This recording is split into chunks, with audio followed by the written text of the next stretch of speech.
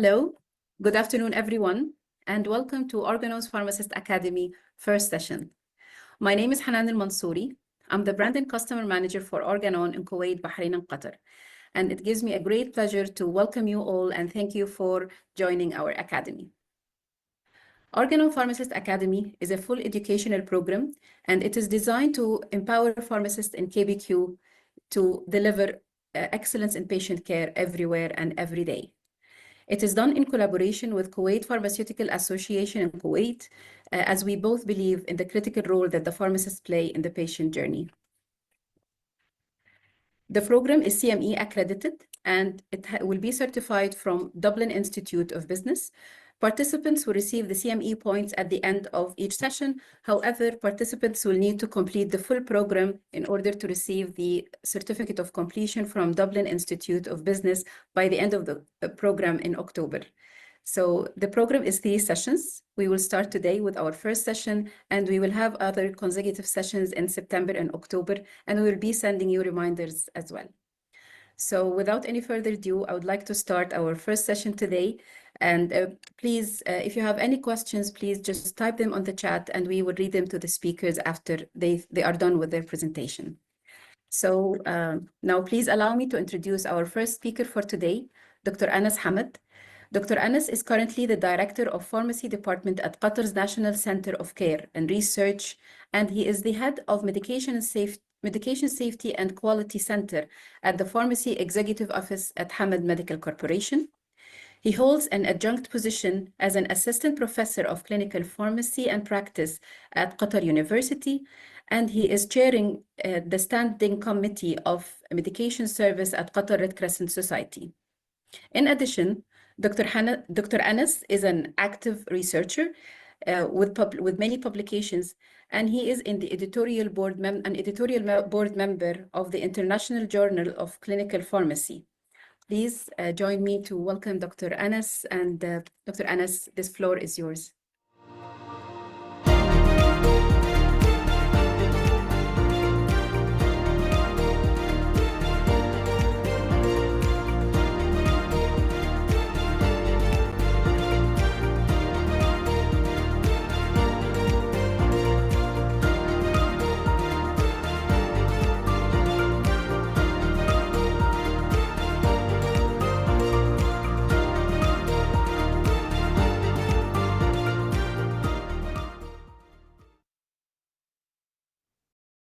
Okay, thank you very much, Ms. Hanan, for the kind introduction. Thanks to Organon for hosting this meeting, and to the colleagues in Kuwait Pharmacists Association for their endorsement.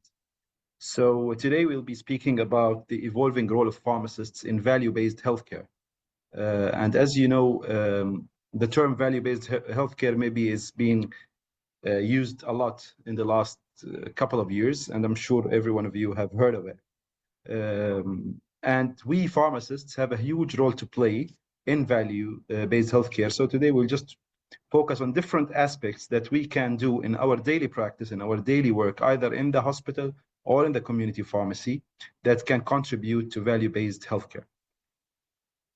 So value-based healthcare is the healthcare, of course, that we all provide, but centered around value. So keeping value in mind, and value is in everything. So value is in being efficient in utilizing the existing resources. Either these resources are monetary, like financial resources, or even if these resources are human resources, or equipment that we have, or data that we have, etc., etc. So it's all about keeping value and efficiency in mind. Even our procedures, our processes, to make it more easy, to make it more simple, wherever possible.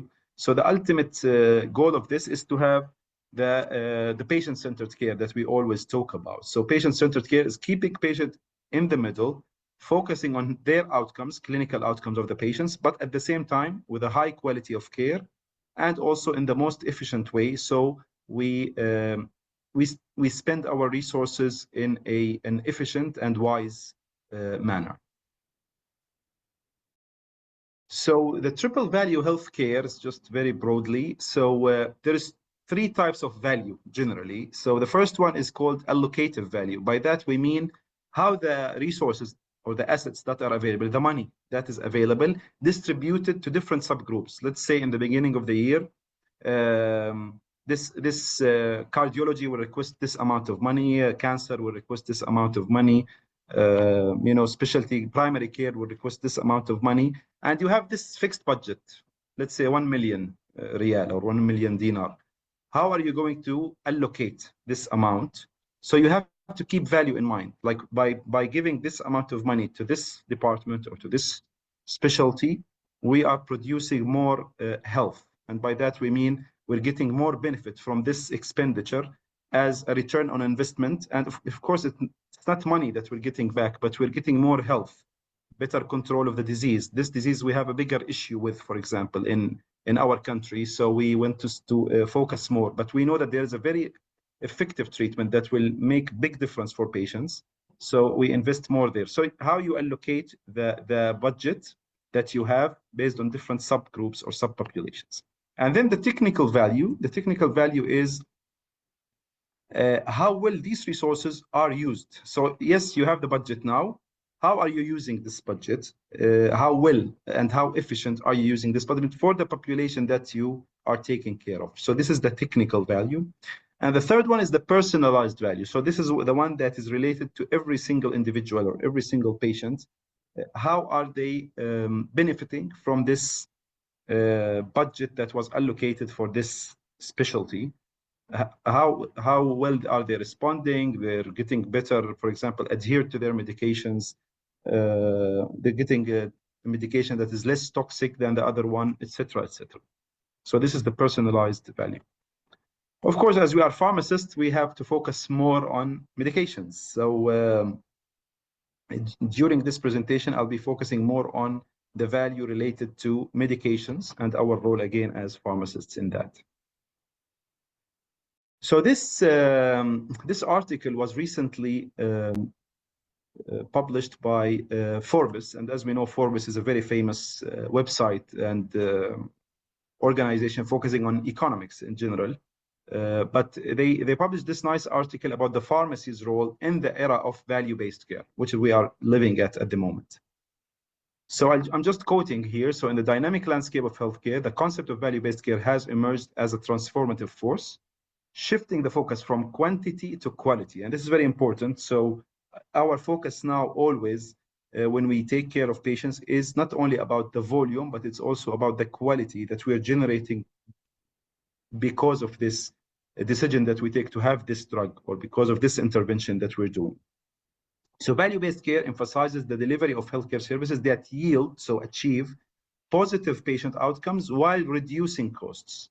And this is the hard equation, المعادلة الصعبة. We want to have more patient positive outcomes at the same time at the best or the most efficient way possible. So with the least costs possible. I don't want to stop investing money. Yes, I want to invest money, but I want to generate out of this money the maximum value in patient outcomes possible.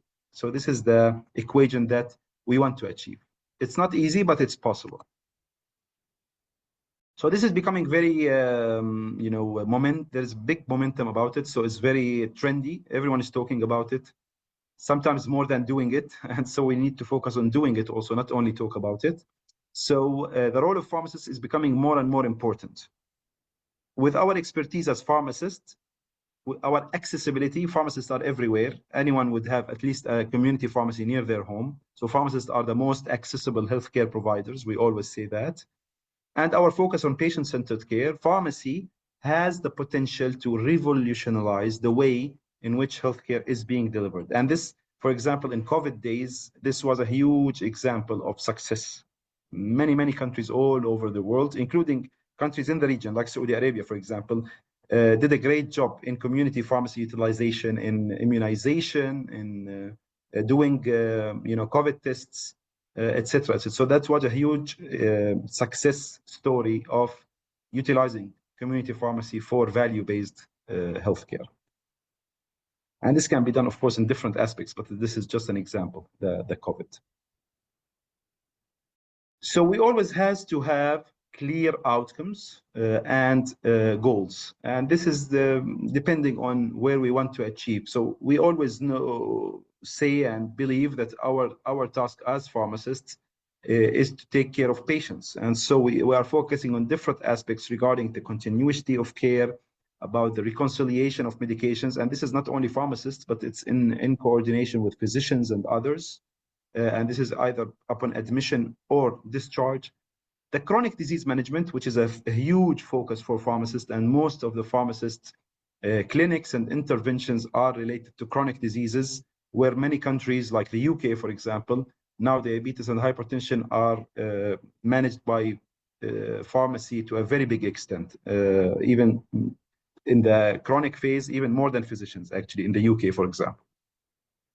We want to focus on the total cost of care. So if we invest in medications, we save elsewhere. So I'm giving $1 million for this new medication, but I'm expecting to save $2 million in, for example, cost of admissions to the hospitals or ICU or length of stay in the hospital. So that we look at the total cost of care, not only the medication cost. Adherence is one of our major roles, and we will talk more about that. Appropriateness of medications, and of course, outcomes. We always have to look at outcomes. What are the outcomes of our work? We talked about immunizations and preventive services, and this is even include tobacco cessation or smoking cessation services that are provided by pharmacy, as well as other services in terms of preventive services. Of course, our role in avoiding emergency room or hospitalization is very important. And many studies have shown that pharmacist interventions can avoid or lead to avoiding patient admission to the hospital, where their drug therapy is being controlled well. This will leading to their disease control in a better way. So it will avoid their hospitalization or readmission to the hospital. We have always to keep an eye on global trends, what's going on in the world, in our industry, in pharmaceutical industry in general. And this is just an example, focusing on the community pharmacy and primary care pharmacy in general, where they found that there are 5 major trends in the US that are being ongoing at the moment. And but I think it applies to all sectors of pharmacy, not only community pharmacy, which is moving from volume to value, as we mentioned. So it's moving from what is called fee for service to pay for performance. And by that we mean we're just stopping just paying for, well, for example, this service is costing $10.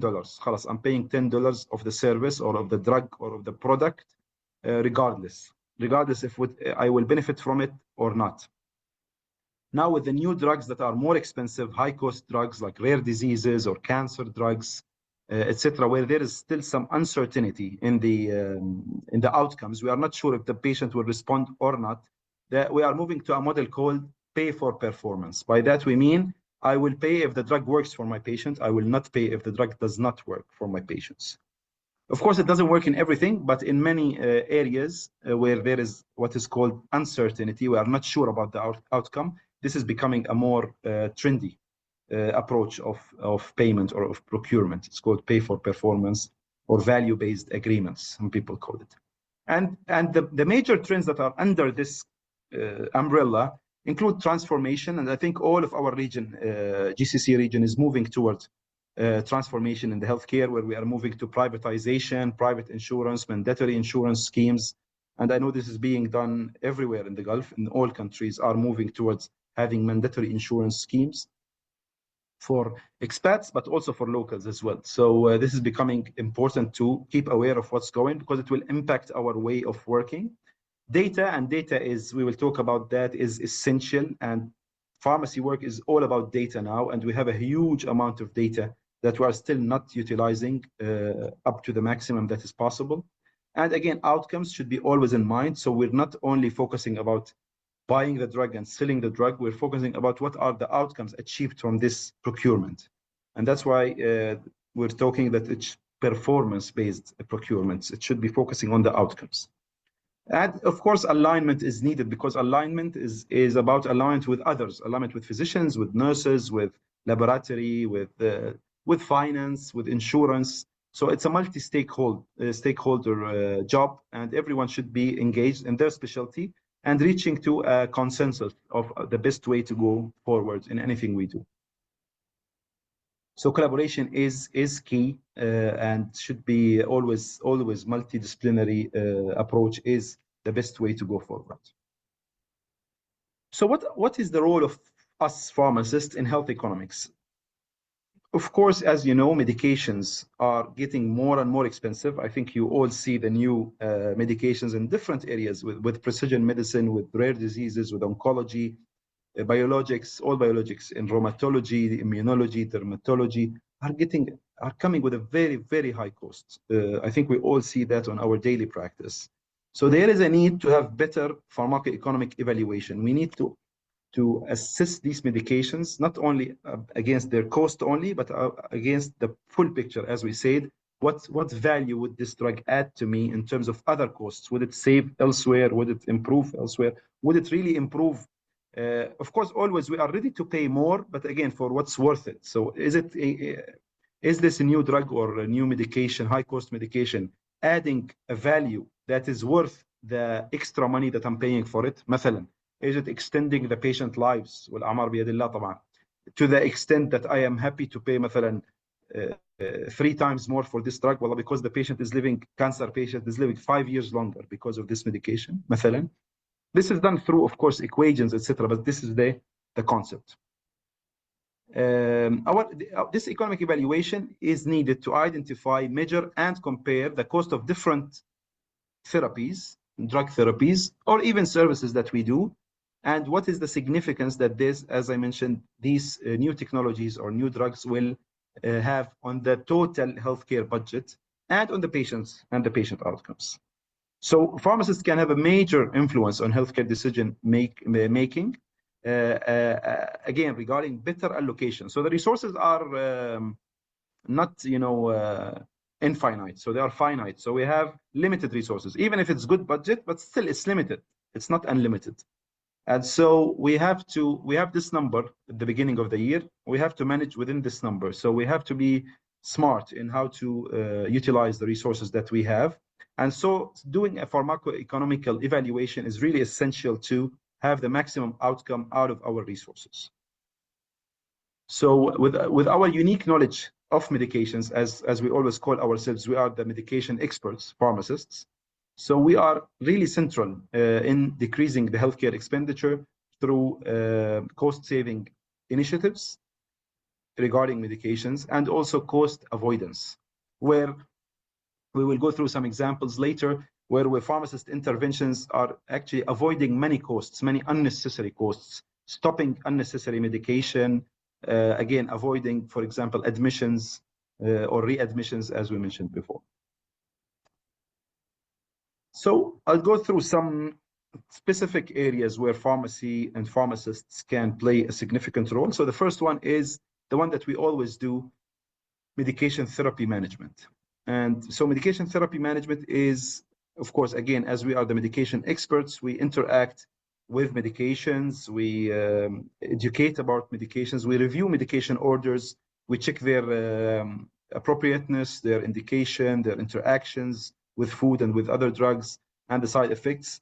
We provide MTM services, so we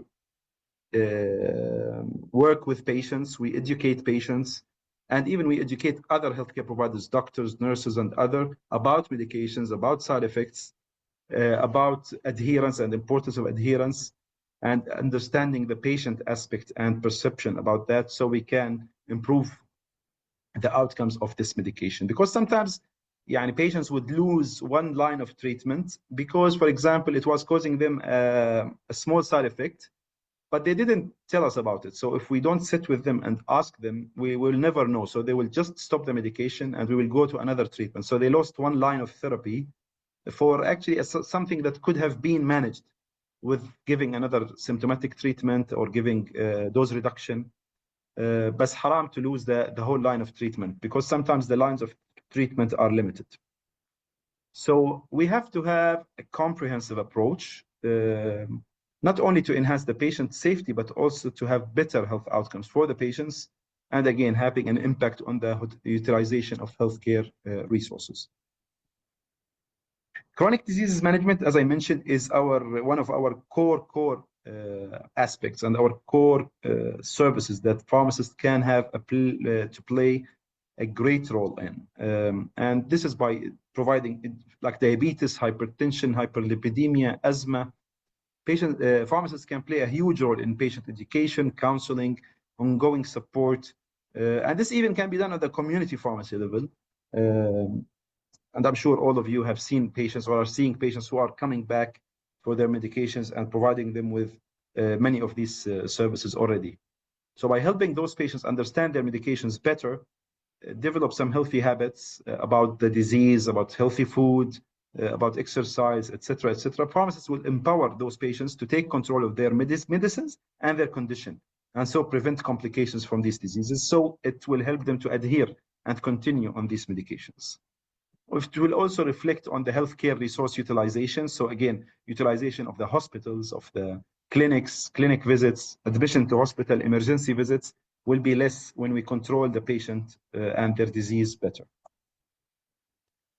This study in the US have shown that 86% of healthcare costs in the United States is related to chronic diseases. So chronic diseases, yes, we do have the rare diseases. Yes, we do have the cancer.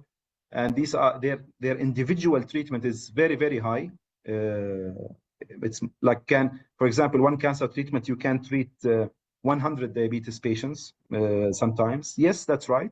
But when the number of cases is much less. So when you look at the total picture, still the burden, the major burden of healthcare is related to chronic diseases. And this is not only medications, the total cost related to admissions and care and visits, because these also diseases come with aging, as we know, with time.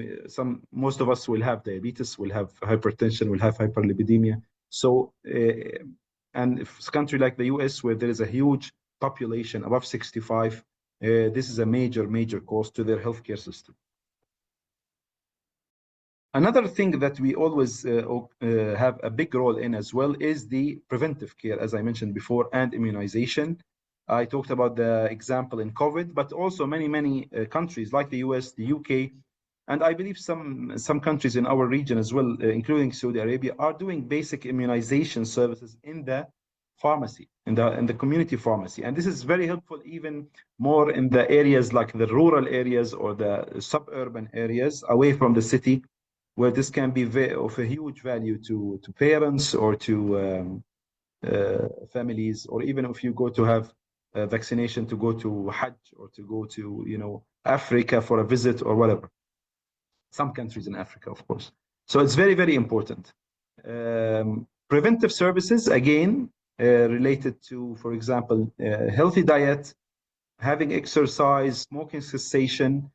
These are all considered preventive services. So you are preventing, for example, a high blood pressure patient who are taking one medication for now, ACE inhibitor, for example, to have the need to take 2 or 3 medications. Or a patient who's just taking metformin, for example, if with the good control with exercise, with diet, they would just stay on metformin. They will stay as pre-diabetic as long as possible without the need to go for a more aggressive anti-diabetic agents. So preventive, so this is preventive, lifestyle related, and immunization, as we talked about. So this is a huge role for us pharmacists that can be done in the outpatient pharmacy or in the primary care center pharmacy or community pharmacy with very effective approach as well. And that is even comparable to physicians, by the way. And we have seen many studies that compared between the chronic and preventive services management between pharmacists and physicians, and they were equal. They were non-inferior, by the way. Of course, at the end, this would reflect on the healthcare expenditure and the efficient spending, where again, we will manage to, as I mentioned, to prevent further progression of the disease, which will cost more money, either by giving more medications or by leading patients to go to hospital, etc. So indirectly, it's saving money and healthcare resources as well. The fourth point is collaboration and coordination, which is very, very important. We are not alone. We're working in a healthcare system. We need to keep collaborating with our colleagues, especially physicians and nurses, to optimize patient care. We are engaged with others in medication reconciliation, in medication therapy review. At the end of the day, even if you found any issue, you would need to talk to the physician, ask them to correct the dose, to adjust the therapy, to stop, etc. So you will call the nurse, please don't administer this until we check that or check this. So we cannot do it alone. So it's always related to collaboration and coordination, and especially in hospitals where the what we call it, the transitions of care. So when patients are moving from inpatient to outpatient or from emergency to inpatient, these transitions are always a prone area for errors, and there is always higher risk in this transition. So communication and cooperation between different healthcare providers is very, very important in this stage. So this would always lead to better outcomes, and again will align with the principle of value-based care, because we're keeping patient in the center of what we do, and it will lead to avoiding unnecessary, for example, mistakes that will cost us much, much more, or will cause the patient admission to ICU or whatever.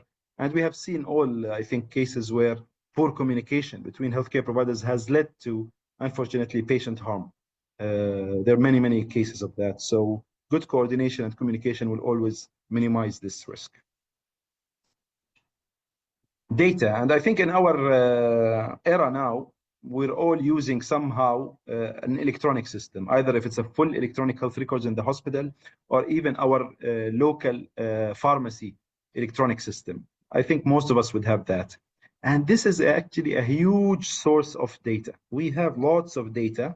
I can tell you about my hospital. We have a huge amount of data that still are underutilized. We are not using the data as to the maximum benefit that we can have out of it. So data analytics is very, very helpful to track patient outcomes, to track medication adherence, to track medication related to patterns of utilization. And this will help significantly to having proper, when you do this proper analysis to the data that you have, you can understand what's going on with the patient and with the healthcare system or the hospital level in terms of this medication or this disease area. So for example, you can take let's say one cancer type, and you can see all these drugs that are used for this, for example, cancer. In your hospital, you can generate data for all the drugs that have been used for this specific cancer. What are the drugs? What were the outcomes of this drug? Which patients are benefiting? Of course, you have the clinical trials, you have the guidelines, that's right. But always it's good to have your what we call real world data. So real world evidence from your hospital on your patients, because we know always drugs and response to drugs is different between different patients. So you can understand this by generating real world evidence, and this can be done by data and analyzing data. Also, you can use data for quality improvement. So for example, you can check as simple as the waiting time. Waiting time for our patients in the outpatient pharmacy is, we are aiming for 20 minutes, but when we analyze the data from our last month, we found that it was 40 minutes. So we have an issue. So we can know that first, that we have an issue from the data. And then we can start to working on the some solutions and test these solutions. Again, using the data, we analyze later if this new solution have improved the case or not. Yes, you can, for example, 1 or 2 patients, you can see, you look at your watch and see what was the waiting time. But if you want to look at thousands of patients, that's not possible. So you need data and data analytics. And this can be applied to anything you can think of, for example. So even working with others like insurance or like big healthcare systems, they can work with pharmacy and pharmacists to interpret this data and improve patient utilization, medication utilization, in order again to improve quality of service and the value that we are providing for our patients. Adherence is a major issue, and unfortunately, as they always say, medications won't work in patients who don't take them. So sometimes we think that we've done the full job after we dispense the medication to the patient. خلاص, we checked it, we double check the medication, no errors, indication is right, dose is right, dosage form is right, patient took the correct quantity, but actually the patient will not take the medication. And this is a very, very common issue. Many studies have shown that, first of all, we have a huge wastage of medications because of non-adherence. Patients are not taking the medication. And also, patients' condition will not improve, and so they will come back to us in a worse scenario or worst case. So this is just some examples. Within 6 months of initiating treatment, most patients are taking less medication than prescribed or have stopped completely without sometimes, or many cases, without telling their healthcare providers, without telling their physician or even their pharmacy. Too often, the result is hospital admission and emergency department visits. At the end, poor adherence cost the US healthcare system as much as 290 billion. That's a huge number to believe, but these are valid publications. This data is not from myself, so it's all published, validated data. Around $300 billion is the cost of non-adherence. And the cost of non-adherence is not only the wastage of the medication, it's the admissions and the hospitalizations that happened because of non-adherence. So if the patients took their medications, this would not happen. So this is a huge amount of money. And of course, for patients, it's a huge deterioration of health that could have been avoided if patients took their medications. And طبعا it's easy to say why didn't they take their medication, as simple as that. And here comes our role as pharmacists, to meet the patient, to understand why didn't they take their medication and try to work on this. Is it because it's expensive? They couldn't afford? Is it because it's toxic? It's causing them side effects that they didn't report? Is it because, for example, it says, for example, you have to take it 3 times, you cannot stop, and the patient in Ramadan wants to fast, so he stopped without telling you because he wants to fast? This is all happening.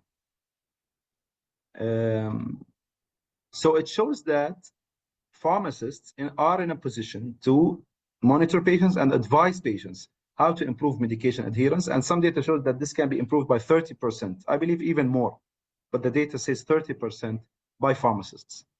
The impact will have a huge impact on everything, including the 30-day hospital readmissions. So the patients, when they are discharged from the hospital and they take the discharge medications, the rate by which they will be readmitted again to the hospital within 30 days, so this is called 30-day hospital readmission, will be significantly reduced by pharmacist interventions, and also the visits to the emergency department. So this data also from the US shows that adherence issue by which 25% of patients have never picked up their new prescriptions from the pharmacy. So out of every 4 patients, 1 will not ever come to the pharmacy to pick their medications. So they will just leave and go home, and that's it. That's a huge burden, of course, and a huge problem. This data published in BMJ Open have shown that it's about the economic impact of medication non-adherence, and they focused on different disease groups. So they just shown that the annual disease-specific economic cost of non-adherence per person, per 1 patient, can range between $1,000 to $44,000. And again, this is because of the drug that was not dispensed or the non-adhered to, and the disease. And some diseases, if you stop the medication, yes, it's a problem, but manageable. Some diseases, it can cause a heart attack, or it can cause, cancer, for example, progression. So this is a huge cost. And so the all causes non-adherence is between $5,000 to $52,000. That's a huge amount of money per 1 patient. And then they looked at the different indicators that led to that. And as you can see, the number 1 is pharmacy costs. So sometimes patients cannot afford, even if they are covered by their insurance, but they need to pay 10%, 20%. Sometimes patients cannot afford this, so they will not take the medication at all. And other costs as well, of course. They linked this to different indications. And as you can see, they adjusted this for different manners. So osteoporosis, for example, and gastrointestinal problems had a very high cost of non-adherence. And in the unadjusted one, cancer was the highest. So these diseases are associated, unfortunately, with a high, the non-adherence of, related to these medications of these diseases is leading to a high cost, unfortunately. This publication was by the CDC. CDC, we all were hearing about it a lot in the COVID days, the Center for Disease Control in the US, and it focused on cardiovascular diseases.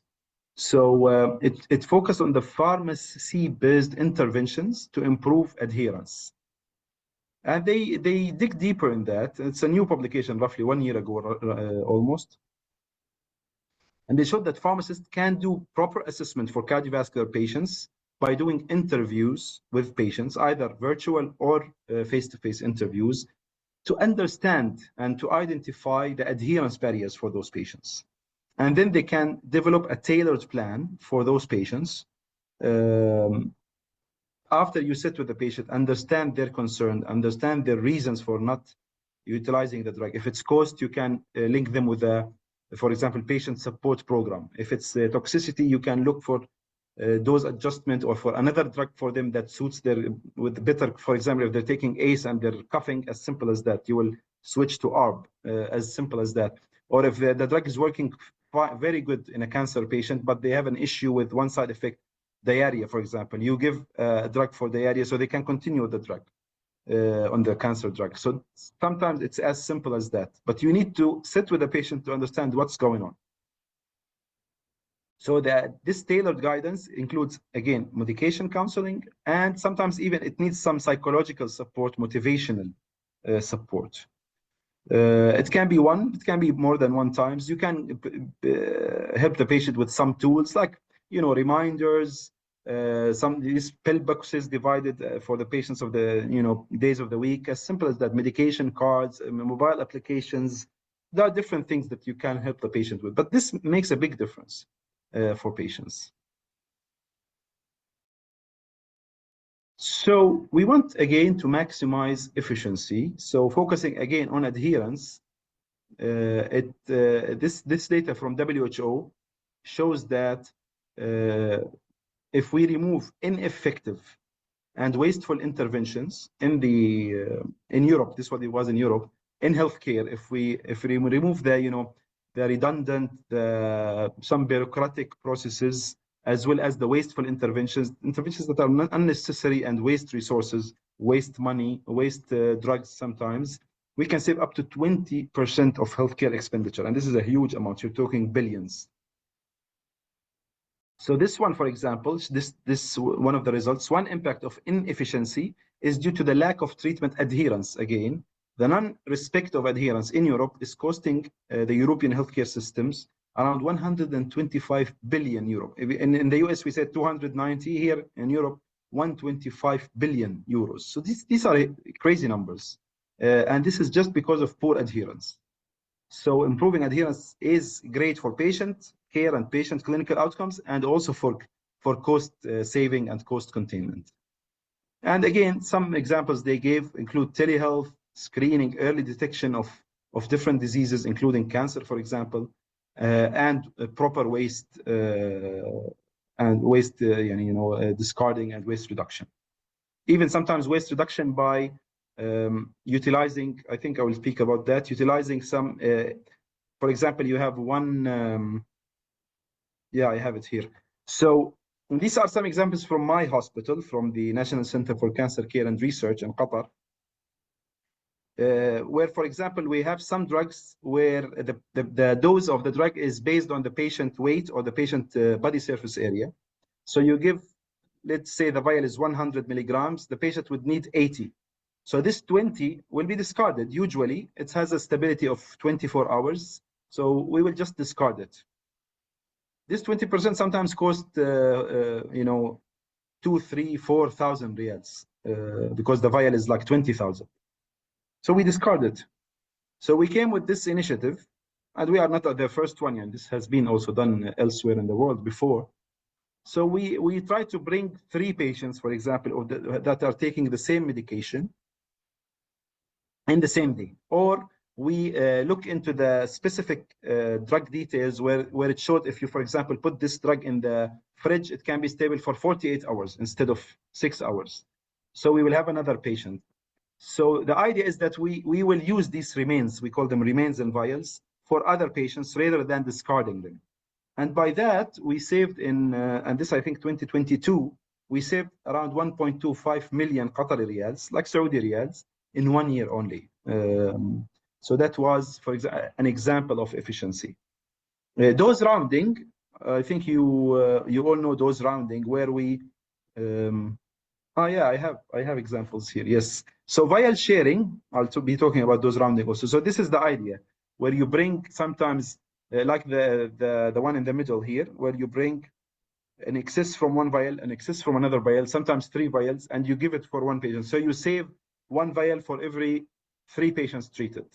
And this is a huge saving, rather than discarding it. So this practice for us in the NCCR, our hospital, we call it the abbreviation NCCR. So we saved a lot of money. So we've done this for 63 IV medications, different types of medications, and for 24 cancer chemotherapy medications, or targeted therapies, monoclonal antibodies, etc. And by that simple exercise, we have saved, as I told you, 1.25 million Qatari riyals per 1 year. Dose rounding, we put for ourselves a limit if the dose prescribed by the physician is up to 10% higher than the size limit. Let's say the dose was 1,000. When you calculated the dose based on the weight or the body surface area is 1,060 or 1,070 milligrams, and my vial is 1 gram. 1,000 milligrams. So I will just use my vial, and that's it.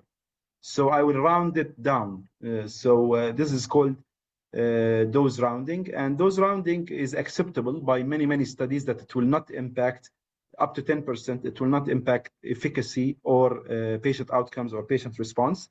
But it will, because you will use in some drugs that you cannot do the previous move that we talked about, vial sharing. You will lose 90% of the vial, which is haram, as we say.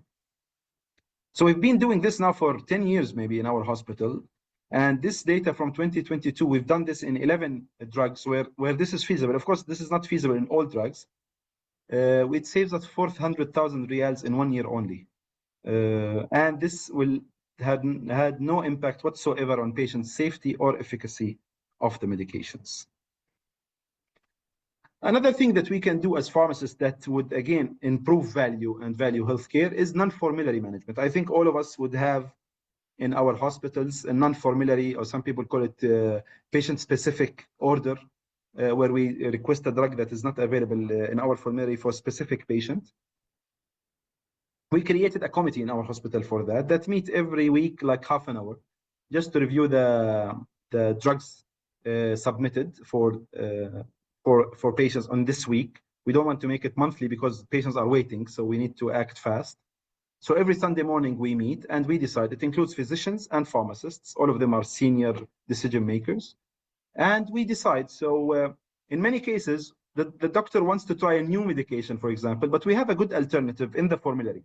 Because as you know, requesting a drug from abroad, it's much more expensive. First, it might need 1 to 2 months to arrive to the country.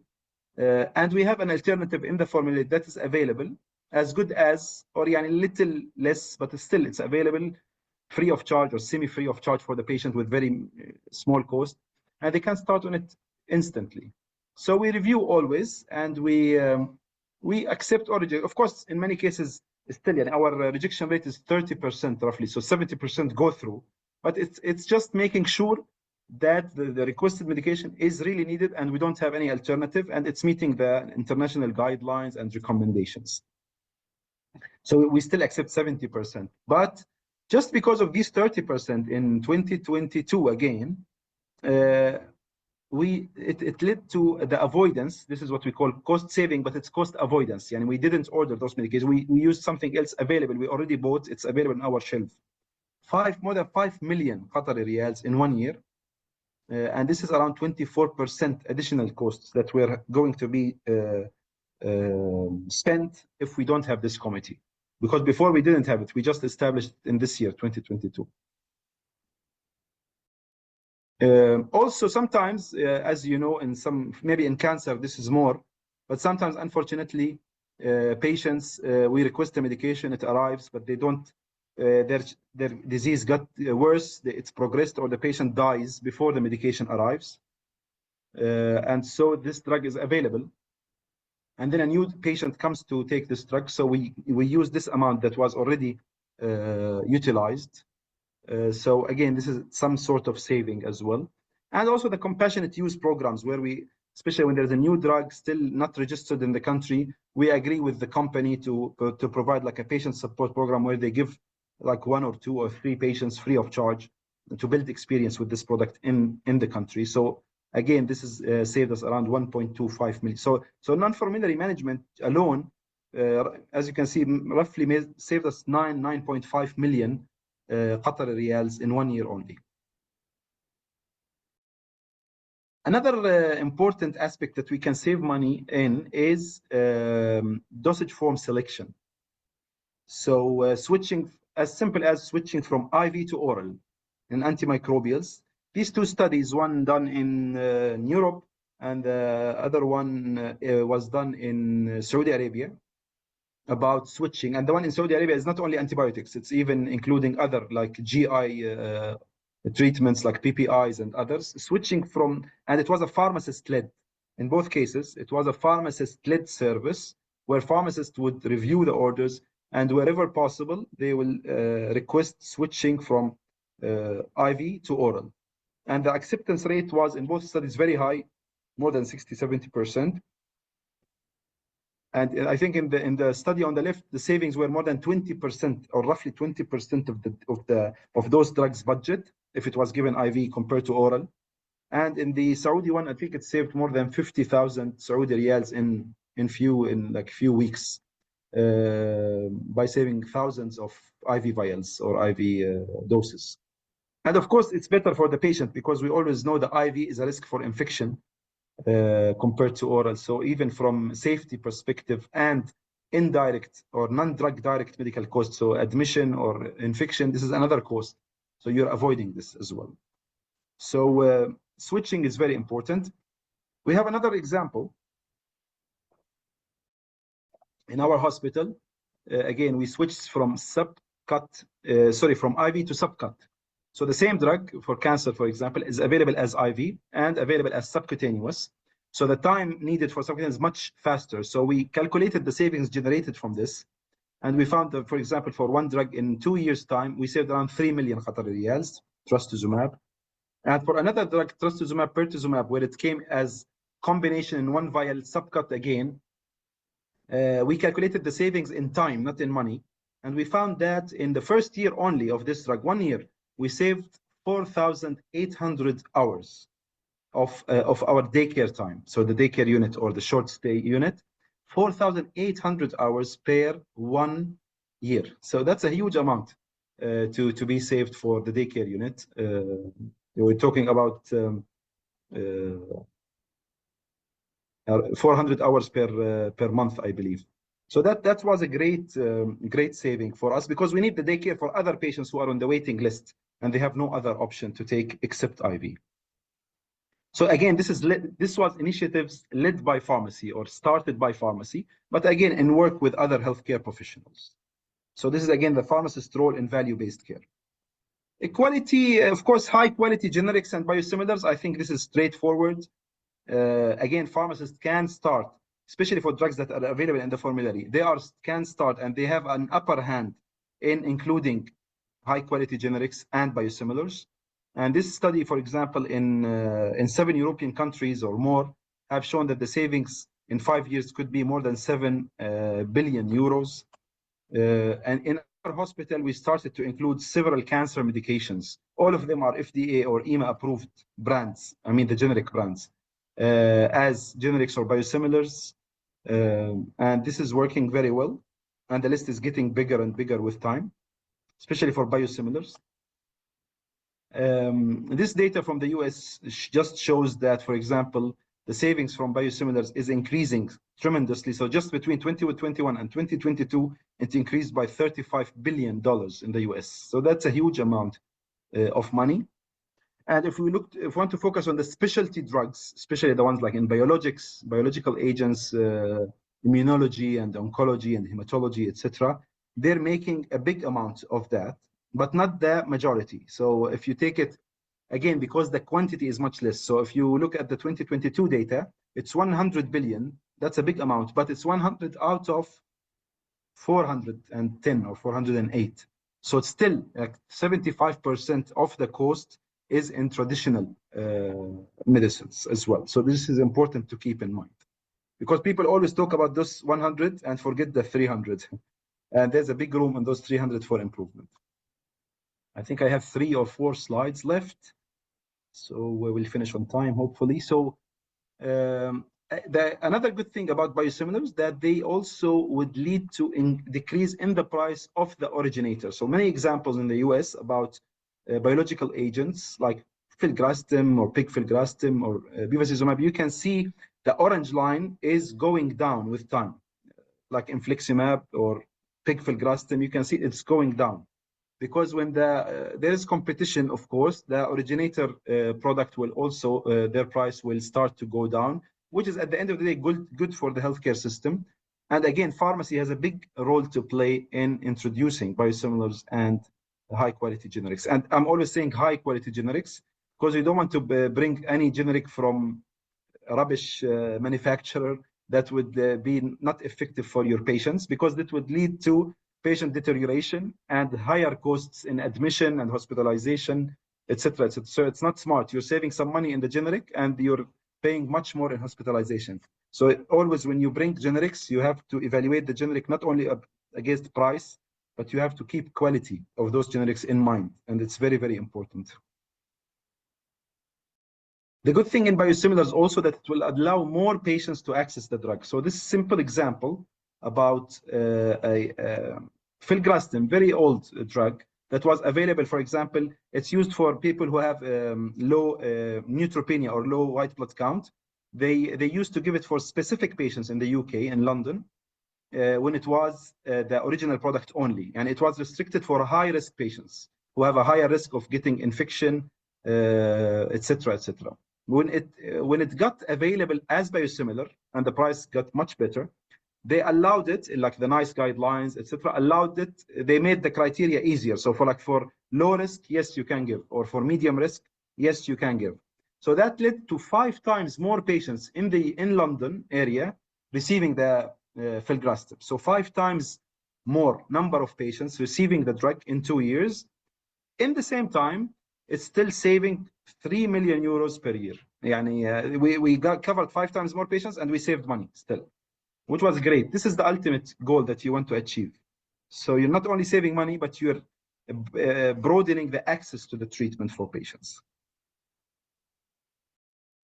So that's what I was saying. So it was allowed for lower risk cases. And this is the idea at the end of the day. And again, pharmacy, we have a big role to play in this.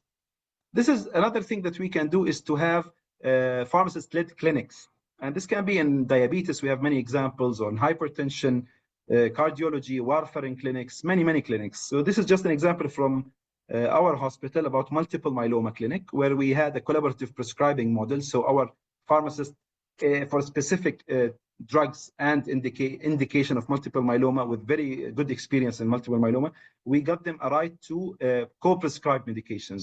So they cannot start or stop medications, but they can hold the dose, they can adjust the dose, they can refill the medication, they can order lab tests.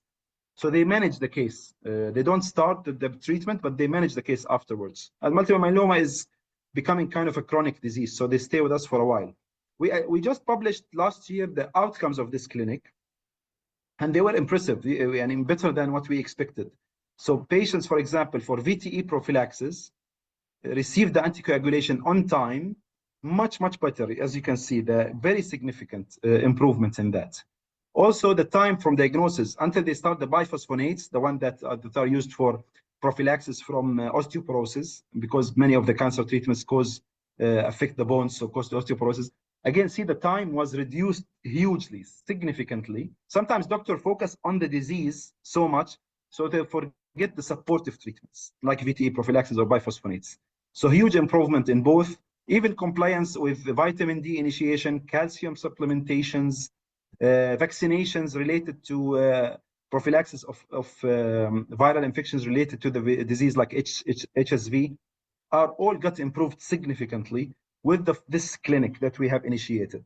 So, and our doctors are very happy with the service. And any recommendations that we give for them in this clinic, they co-sign it like kind of blindly. So there is 100% acceptance rate.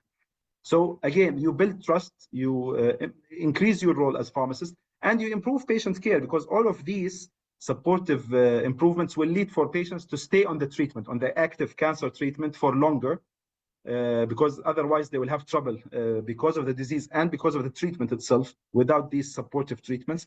And so this will lead to deterioration, as we said, and higher costs. So again, this is value-based care. And after that, we have our all-in-one clinics for hematology and oncology. So now we see all cancer patients before they start any new treatment. They are seen in our pharmacist-led clinics in oncology and in hematology. My final slide is about, again, clinical pharmacy interventions. So not necessarily by clinics, even being on the ward, doing clinical interventions with your physicians for cancer patients is very important. This can be, again, dose adjustments, unnecessary medication stoppage, etc., etc., etc. We've done this study about the value of our clinical pharmacy interventions in our hospital, and we analyzed 1,300 interventions, and one physician was part of this analysis, and other clinical pharmacists who are not part of these interventions to avoid conflict of interest. And what we found that our interventions cause around 4.2 million cost avoidance. So cost saving, because that these consequences did not happen. And this was validated again by other professionals, including oncologists. And then this was over 3 months. So we projected this or extrapolated this to the full year. And we found that the annual overall economic benefit of the clinical pharmacy intervention in the NCCR was 14 million Qatari riyals. So that's roughly $4 million. $4 million economical benefit because of clinical pharmacies, which is a huge amount of money. Again, we were not expecting this before publishing this study. And the major driver was cost avoidance. And I always like cost avoidance, because cost avoidance is not only about, yes, we saved this money, but also we avoided consequences to be happening for the patient. So we avoided extended length of stay. We avoided deterioration and going to ICU, for example, for the patient. So we are also improving health. And when we are avoiding cost, we are also avoiding deterioration in patient case. We published this also in the Journal of Oncology Pharmacy Practice last year, or the year before last year, 2 years ago. It's just to show that we can do a lot in pharmacy. We are a cornerstone for value-based healthcare, and these are just what I presented are examples. There are even more things that we can do. So always when you work in your daily practice, think about value, think about what this treatment that you're giving for your patient is adding to their health, and also saving or maximizing efficiency in your healthcare system. With that, I conclude, and thank you very much. Thank you very much, Dr. Anas, for this great presentation.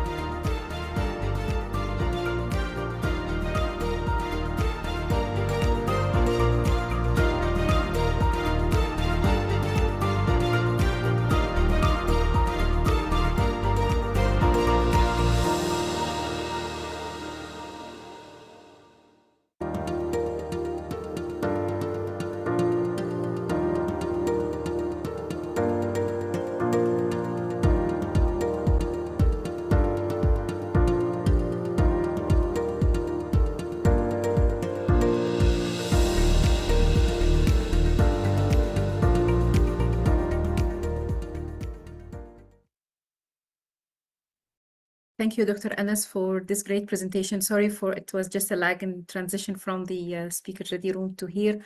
Thank you. It was a great presentation, very informative, very structured. And we have a couple of questions on the chat, if you allow me to address them to you. The first question, is the pharmacist authorized to change a chronic CS medication without going back to the physician? I think maybe it means a controlled substance medication, if I understood the question right. Yes, I'm not sure if it's controlled substance. So in principle, if it's, pharmacists in our region still do not have the authority to prescribe, although this model has been established elsewhere, for example, in the UK, where there's independent prescriber model.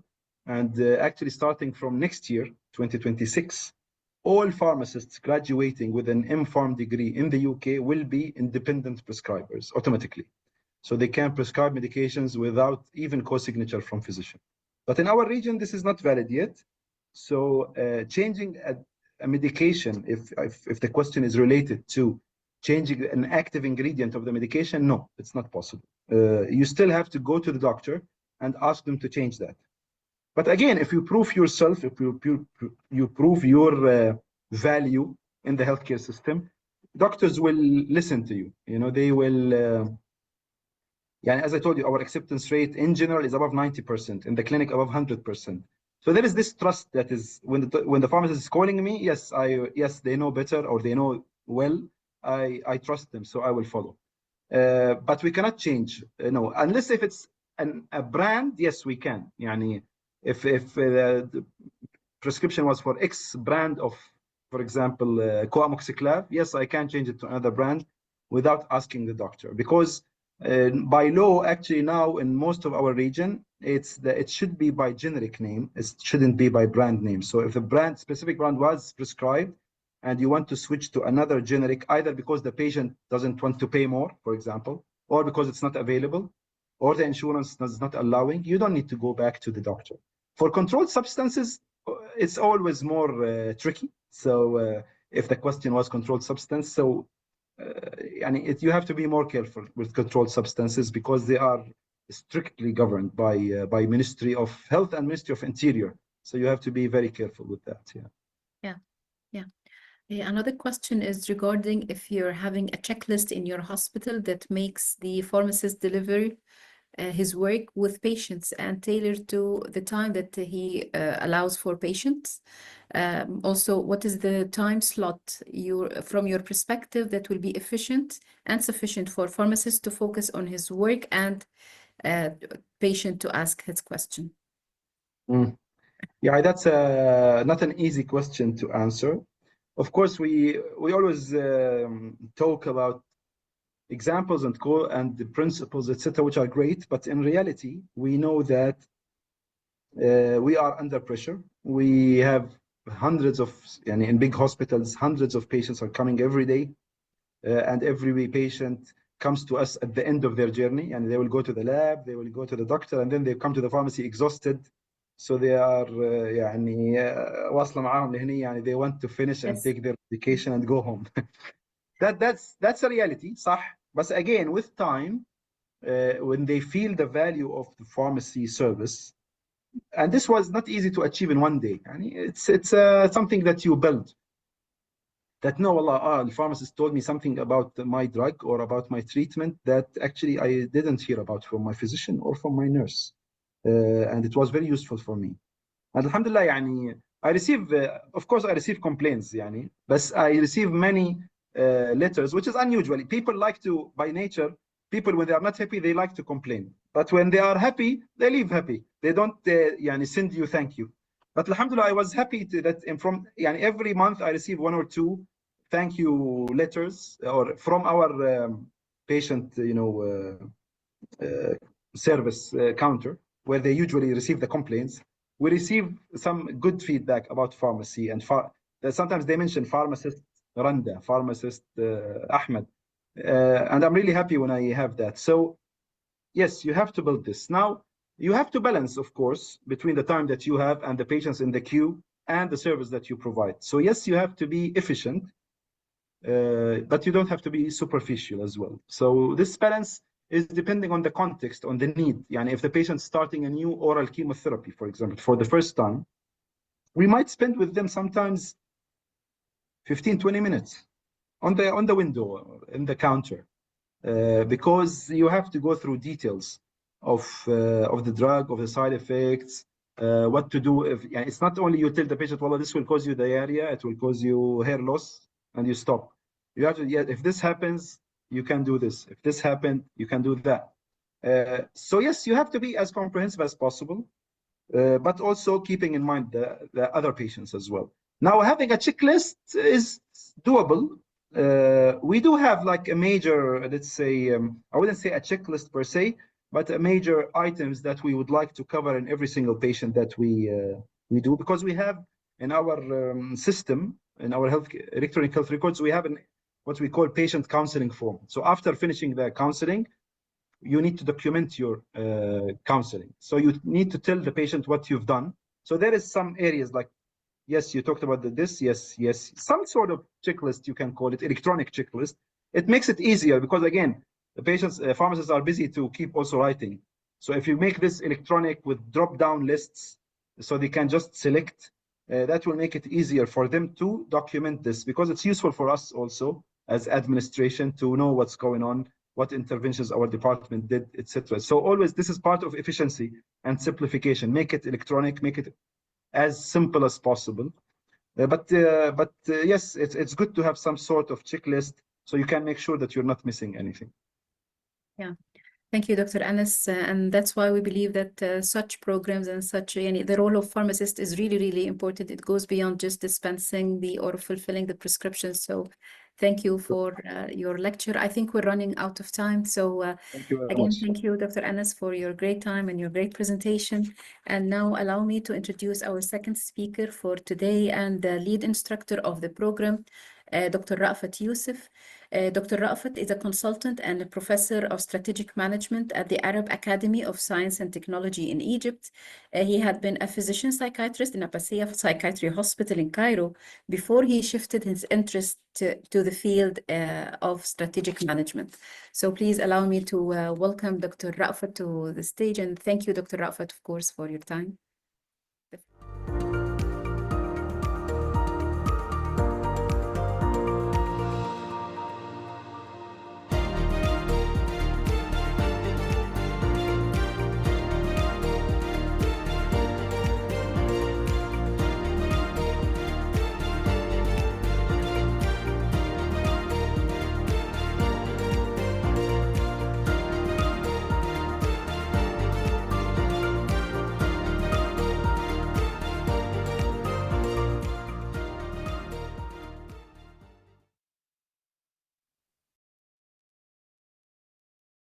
Good evening, everybody. It's a pleasure for me to be with you today. Many thanks for Organon for giving me this opportunity to be with you. We are going to talk about a very nice topic, which is patient communications. I would like to start with a very nice quote regarding communication. If you want to kill a relation, just stop communication. Again, if you want to kill a relation, just stop communication. So if you need to keep a healthy and good relation, a sustainable relation, you have to focus on communication. In business, we have a very nice expression regarding communication. We call it 360 communication. And 360 communications, it means how to communicate both online and offline. So we are going to talk about both of them. And please give me your attention and your concentration, because it's a very important topic for everybody to succeed, which is communication. It's not related only to patients. It's how to communicate with your peers, with your colleagues, with your subordinates, with your boss. This is the art of life, how to communicate. Regarding our table of content, we are going to talk about different communication styles, verbal and non-verbal. We are going to talk about active listening skills, because this is one of the most important communication skills is listening. Then how to manage different conversations and communication with difficult personalities. And we will mention one of the role models regarding communication, who was Barack Obama. And finally, managing communications in the era of social media. Let's start with this slide. This is 1960, and it was the first presidential debate in the history of US between John Kennedy on the left and Nixon on the right. That time, not all the houses in USA included the TV. Some houses had TVs and some houses have radios. People who listened to this debate in the radio thought that Nixon will win, while people who watched this debate in the TV assumed that John Kennedy will win. Who won at the end of the day? Before telling you who won, let's talk about why people who listened to Nixon in the radio said that Nixon should win. They said because he is a wise man. While people who watched this presidential debate in the TV, they said that John Kennedy is a prince. Why? We are talking here about the body language, how he's sitting on the chair, his back is on the back of the chair, the crossed legs, the crossed arms, the color of the suit itself. So here we are talking about the importance of body language, the importance of body language. And this is also a very nice photo about Barack Obama. This photo has one word only, the president, which was wrote on the back of the chair. But actually, there are here 5 positive messages. Can you send me, or can you write on the chat, what are the positive messages that are here without any word? Can you tell me? Or can you send me on the, write on the chat? We have here 5 messages. Okay, let's start with the first message. There are here some ladies and some gentlemen. So the message here is, I'm working with both genders and there is no discrimination. The second message, I have equal number of ladies and equal number of gentlemen. The third message, I always work in a team. The fourth message, I'm a good listener, because if you analyze the photo, actually the photo is focusing on his left ear, which is a little bit bigger than the right ear. That's why he is communicating the good listening skills of Barack Obama. We have 2 photos in front of Barack Obama for Abraham Lincoln and George Washington. This is the successful past, and I will be the successful present. So actually, there is no text written here, but we have 5 or 6 positive messages. Let's go to this important slide. We are talking here about the different tools for communication. We have voice, we have content. It means the scientific data. And we have body language. And actually here we have a question you have to think about. What if we have 100% as a total weight for the 3 items? And we need to allocate weight for each item. This is an example, and actually this is not the right answer, but I'm writing in order to communicate. I need a style like this.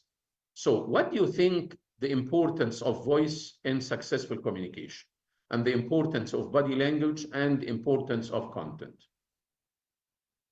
I don't know if the attendees can write in the chat or not, because I asked them for the previous question, but nobody wrote in the chat. So Are they able to write in the chat or not? I'm asking the coordinator or the organizer of the event, if you can tell me. So here, some people will be very surprised with the result. Very surprised with the result. Because most of you will focus on the content, which is the opposite. Voice constitutes 38% of your success in communication. Body language is 55%, while content is 7%.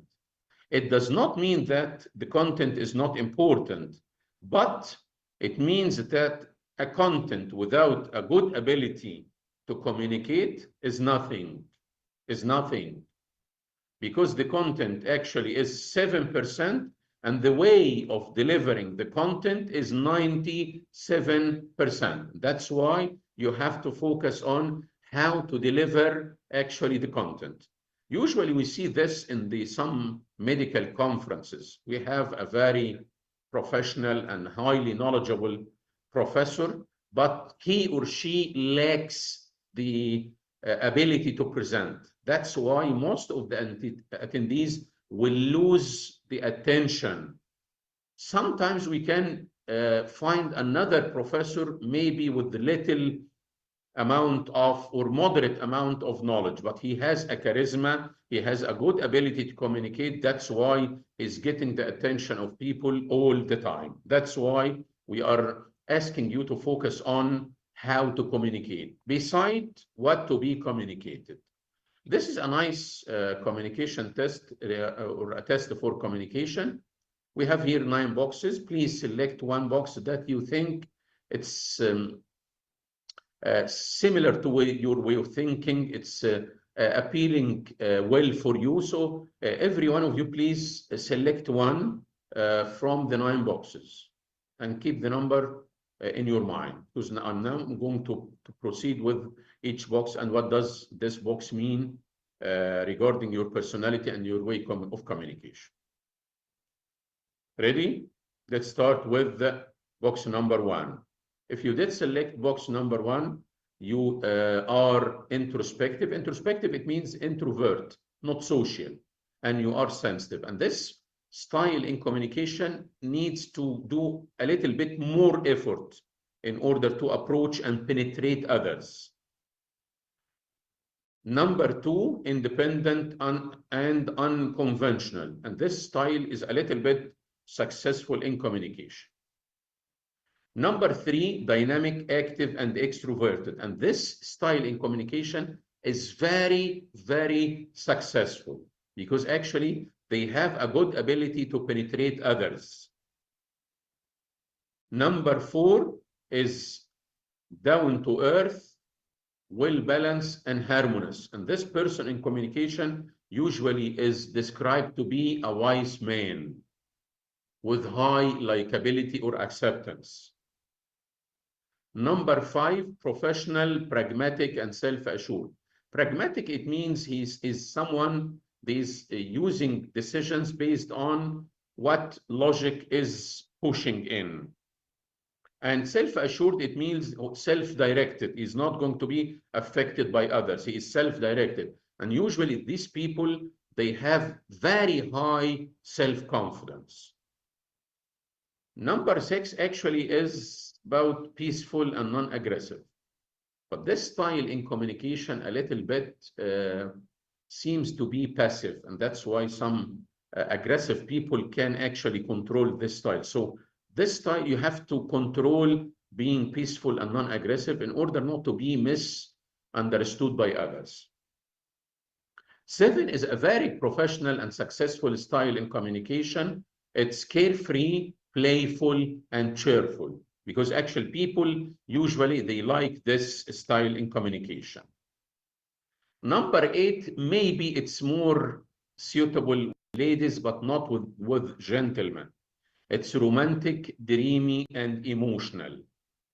So here you have to be a little bit more pragmatic, more rational, more logical, because actually being pure romantic for others, it means You are not related to life, to be down to earth.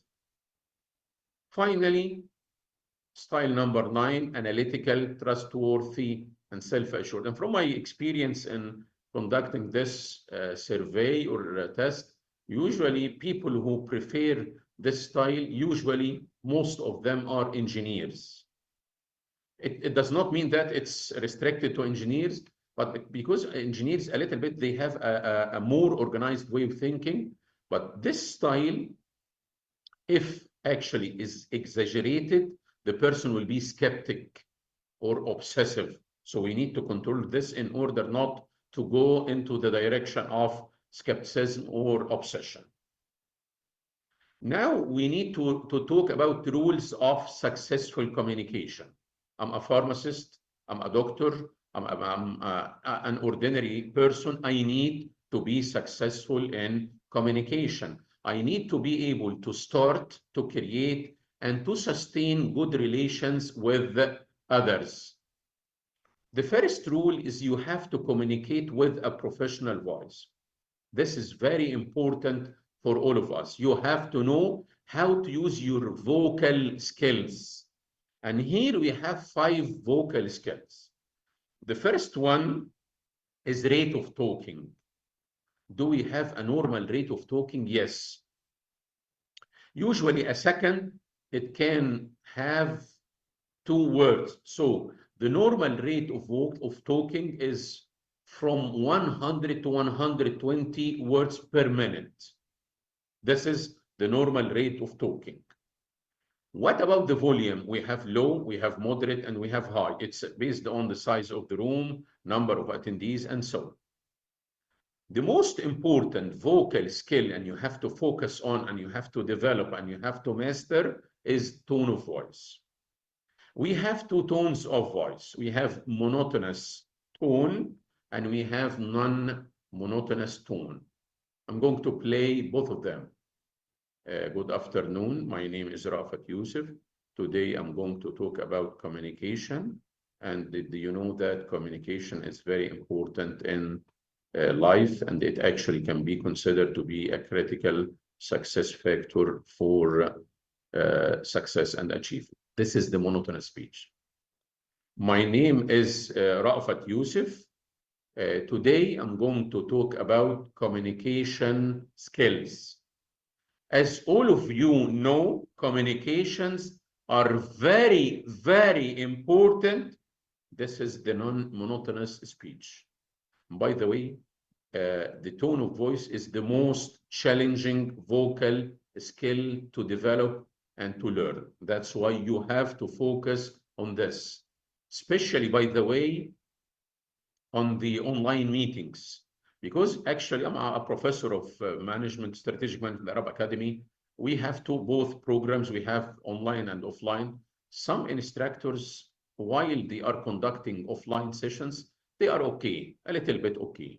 Once they move to the online sessions, actually, it will be a disaster. Why? Because they do not have good communication skills, especially the non-monotonous speech. What else regarding professional vocal skills is the text. Communication, this is a tech, something that is repeated without any need. It may be a voice or maybe a word, like, okay, let's talk about communication. Okay, communication, it's about listening. Okay, so you have to avoid verbal text. And finally, pauses.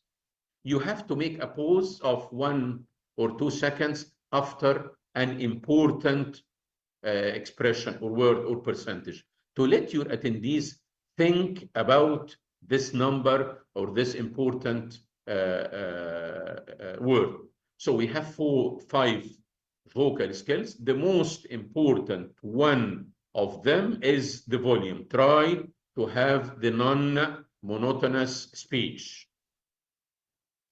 This is Martin Luther King, and actually it's the famous talk, I have a dream that one day this nation will rise up creed. We hold these truths to be self-evident that all men are created equal. Did you see how he is using his voice and his tone of voice? I have a dream that this nation will rise up. He's here focusing on some expressions. The second rule in successful communication is you have to smile. You have to practice smiling. But actually, you are talking about normal smile, not fake smile. And actually, this is a very nice photo to differentiate between Meg Ryan, which is picture 1, and picture 2. I cannot memorize the name of this lady. So one of them has a normal smile, while the other has a fake smile. What do you think? Meg Ryan, is it a normal smile or it's a fake smile? What do you think? Meg Ryan has a fake smile. Why? I know that all of you maybe still remember some data from the anatomy. Regarding the anatomy of the face, we have two muscles in the face with the same name, with a different extension. Orbicularis oris around the mouth and orbicularis oculi around the eye. And actually, in the normal smile, both of them will contract. So the mouth is bigger and the eye will be a little bit narrow. While in fake smile, the only muscle that is going to contract is the orbicularis oris, so the mouth is wide, while the eye actually is not narrowed. Let's talk about this photo. What do you think? Is it a normal smile or a fake smile? Once here we have wrinkles around the eye, it means that the orbicularis oculi also contracted. So this is a normal smile. Contraction of the orbicularis oris, that's why the mouth is big. Contraction of the orbicularis oculi, that's why the eyes are very small. This one, it's Abu Hanan Zabd smile. It's a little bit a fake smile. We call it Zabd smile. Zabd, it's related or from zipper, because the upper and lower eyelids actually are parallel to each other. The third rule in communication, you have to communicate with fairness, with equity. I'm dealing with patients. He or she is a patient, apart from being rich or poor. So I should not discriminate in the way of communication between a poor and a rich patient. He is or she is a human being. So I have to deal with him in a very respected and professional way.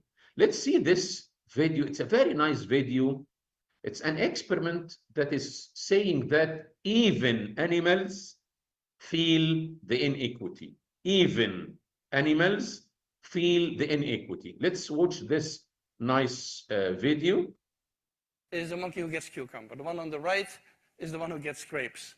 The one who gets cucumber, note that the first piece of cucumber is perfectly fine. The first piece she eats.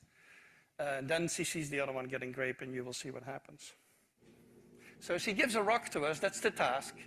And we give her a piece of cucumber and she eats it. The other one needs to give a rock to us. And that's what she does. And she gets a grape. And she eats it. The other one sees that. She gives a rock to us now, gets again cucumber.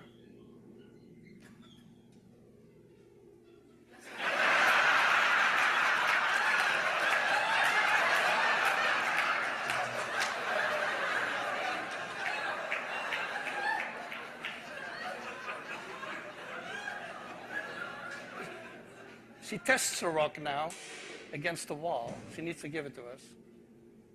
And she gets cucumber again.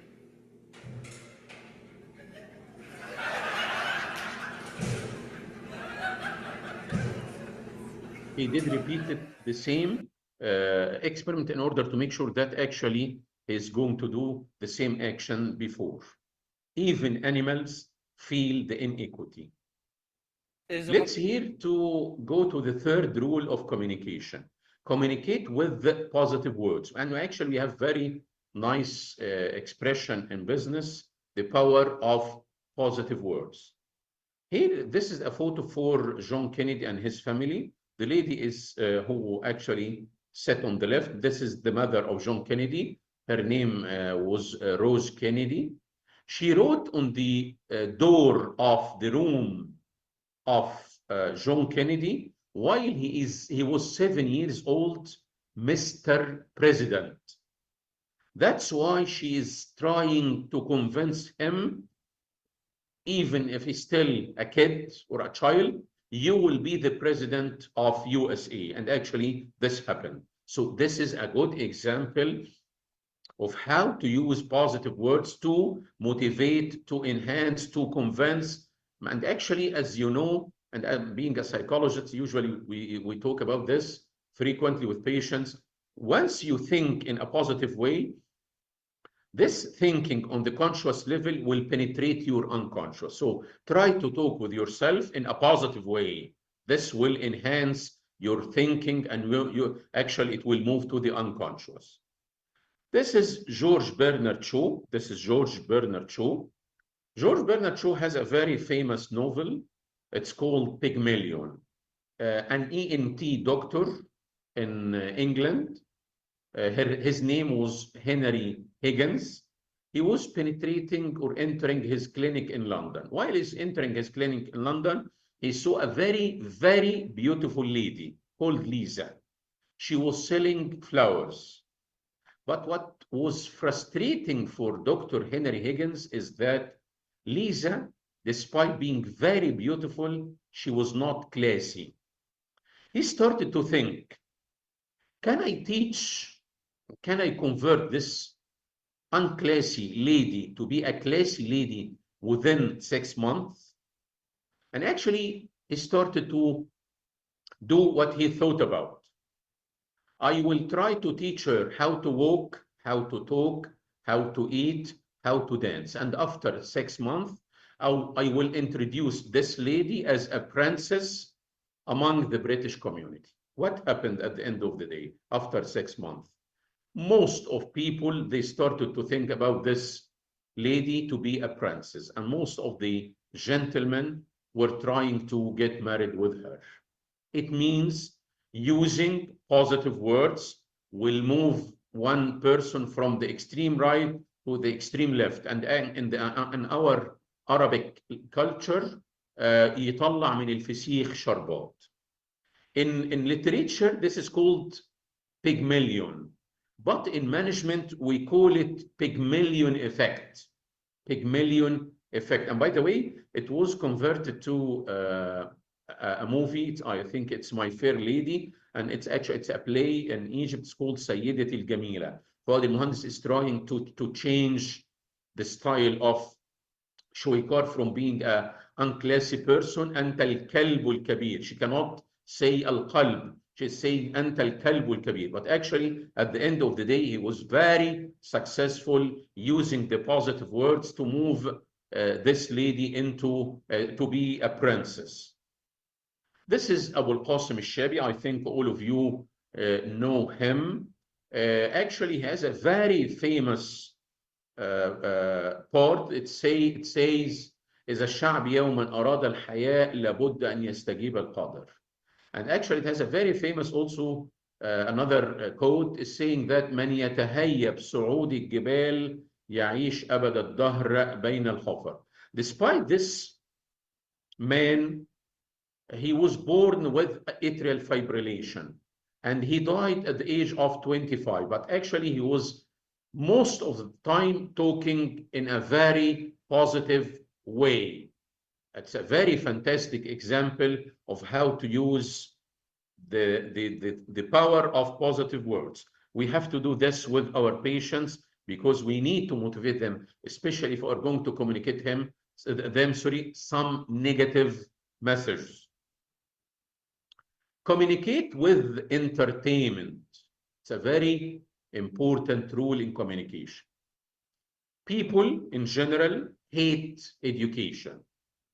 And this info usually irritates some people, but this is the fact. Overall, people do not like education. And that's why if you are going to purely educate people, nobody will pay you attention except very, very few number of people. But in order to attract the majority of your attendees, you have to apply this rule, which is entertain and educate. Entertain and educate. And actually, you have to focus on the order. We started with entertain and not with educate. If you can combine entertainment with education, people will give you their ears and they start to give you their attention. This is a very nice example of how to educate with entertainment. Here we are talking about the education as a pharmacist. For example, I have a patient in my pharmacy and I'm talking to him face to face. So this is an example of how to apply the entertain or the situation for the entertain and educate. Or I'm actually communicating with my patients through the social media or through my website. So I'm using some videos, some posts. I need to apply this rule. Here we have an example of a company called Blendtec. Blendtec is a company that is specialized in home appliances. Actually, the person actually who will start the video right now is the CEO of the company. He started to produce high quality home appliances. He started to sell it online, but actually sales were very limited, and the same for the offline. Someone advised him to create a video to tell people the advantage of his products. Here he was talking about a blender. Let's talk and let's move and watch this video to know what is entertain and educate. Will it blend? That is the question.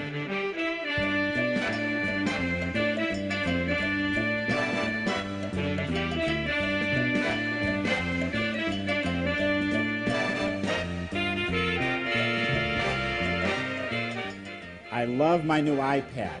It does a ton of cool things. But will it blend? That is the question. Doesn't quite fit in the jar, but I can take care of that. No!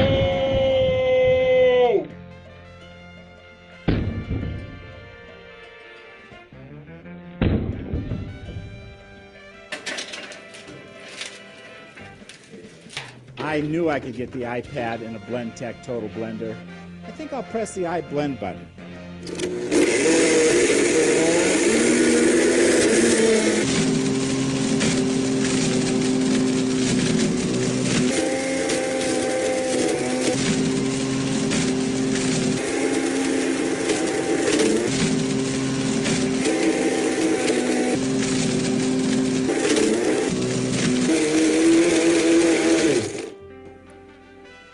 Woo.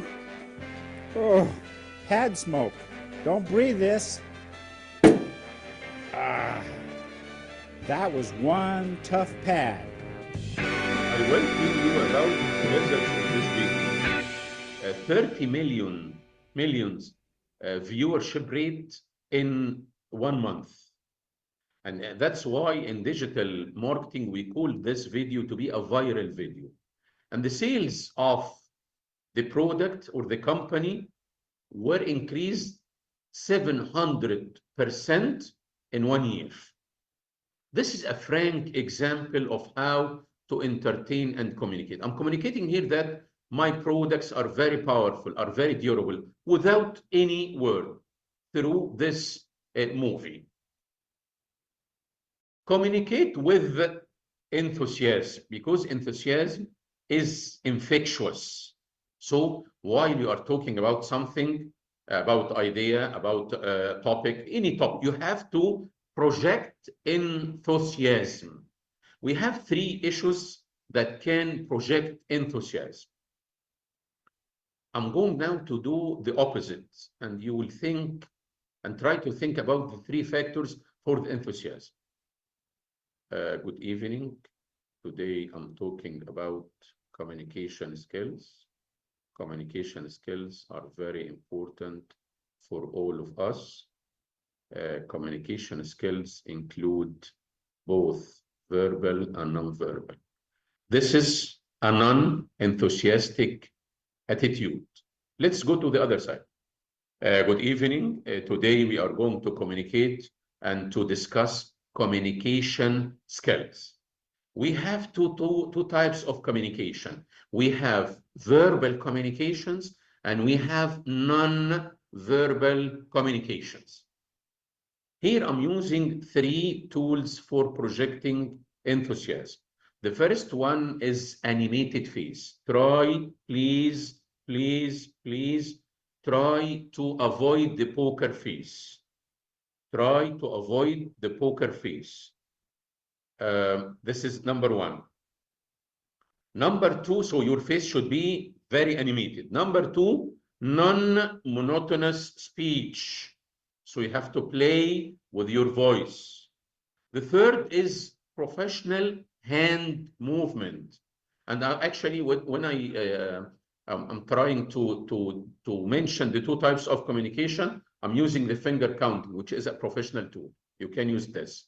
I have 2 types of communication, verbal and non-verbal. So in order to project enthusiasm, you have to focus on these 3 tools: animated face, professional hand movement, and non-monotonous speech. Communicate with focus on body language. This is a very crucial tool in communication, and it's actually responsible for 55% of your success in communication. Here I have a couple of stories regarding the importance of body language. This is Hitler, and Hitler used to hold his head usually with his left hand down, not here, not any place. It's the same way as actually he's holding his head here. He actually was not aware why he was holding this head with his left hand this way. There is a very nice report about the personality of Hitler. It was created by CIA, and actually it's available online. Go to the Google and write CIA report on Hitler personality. You will find the rationale. And actually, the rationale is something unconscious, and that's why Hitler was not aware with the info that I'm going to mention. Hitler actually has or had only right testicle. He did not have a left testicle. And unconsciously, he feels a weakness on his left side. It means that this is one of the defense mechanisms of the unconscious. The unconscious is trying to hide the weakness on his left side. So it's a very nice explanation, and it indicates that body language is very important, because sometimes we do not have a good ability to control it. It's unconscious.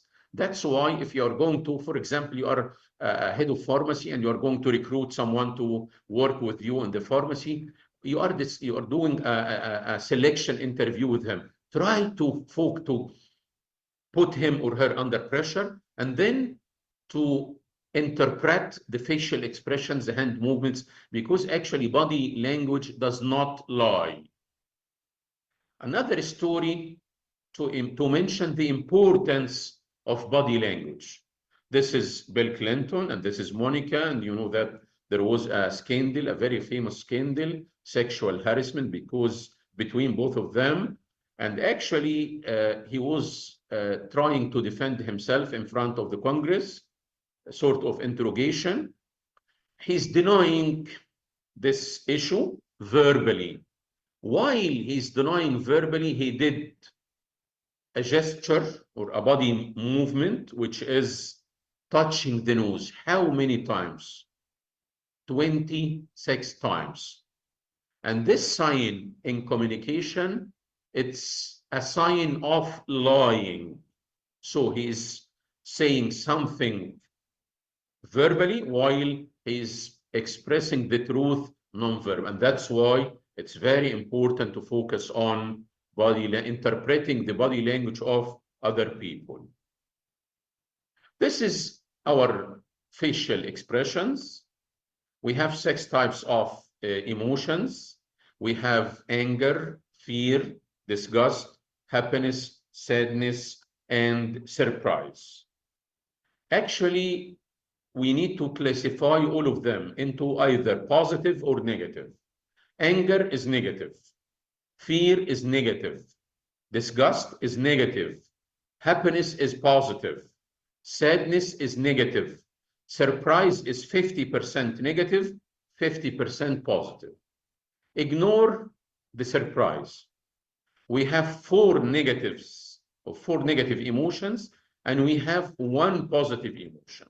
That's why we have to try controlling our default, because our default goes with the negatives. So you have to control your negative emotions. And this is an important issue because actually our facial expressions communicate what we feel. No, we have to train ourselves. If we have negative emotions towards someone, we are trying and we have to develop and we have to teach ourselves how to control this negative emotions, how to prevent our faces and our facial expressions from communicating negative emotions to others, because it will hurt the relation between me and others, either patients or even other people. This is a slide about what does every eye movement indicate. If the eyes are moving up, this is it means someone is trying to recall a picture. If it goes side to side, someone is recalling a sound. If it goes down and to the right, recalling a situation or a feeling. Talking with yourself, the eyes will move down and to the left. The challenge here is that eye movements happen in a fraction of a second. So you have to try to catch it as fast as you can in order to interpret how other people, or how the person in front of me is thinking. Here we have 7 common signs of lying. The first sign of lying is mouth cover. Maybe as the interpretation of a lot of experts, maybe this is because the unconscious is trying to prevent you from lying. So it's a sort of unconscious movement. The unconscious is telling you or is trying to ask you, please do not lie. That's why he's moving the hand this way. The second sign for lying is touching your nose. Eye rub, you are touching your eye while you are lying. Ear grab, you are touching your ear while you are lying. The coming sign is very common in the Arab countries. It's neck scratch. While you are lying, you are scratching the back of your neck. This one also is collar pull. While you are lying, you are trying to move or to do this movement as if you feel you cannot breath. You have to have breath, and that's why you are trying to pull the collar of your shirt. The last sign for lying is finger in mouth. It means that you have to focus on your patient while he is talking to make sure that he is not doing any of these signs of lying, because actually maybe he's lying, but actually you cannot predict from the content itself, but you can predict and you can actually make sure from the facial expressions and the signs of lying. We have a very famous British quote is saying, one size does not fit all at all. One size does not fit all at all. It means do not use the same strategy in communication with every patient.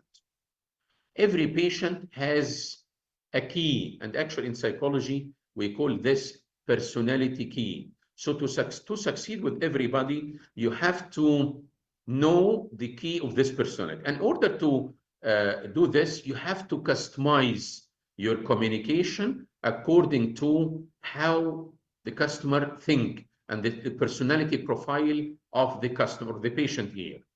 For example, some patients, if you give them more details, they will be convinced and satisfied.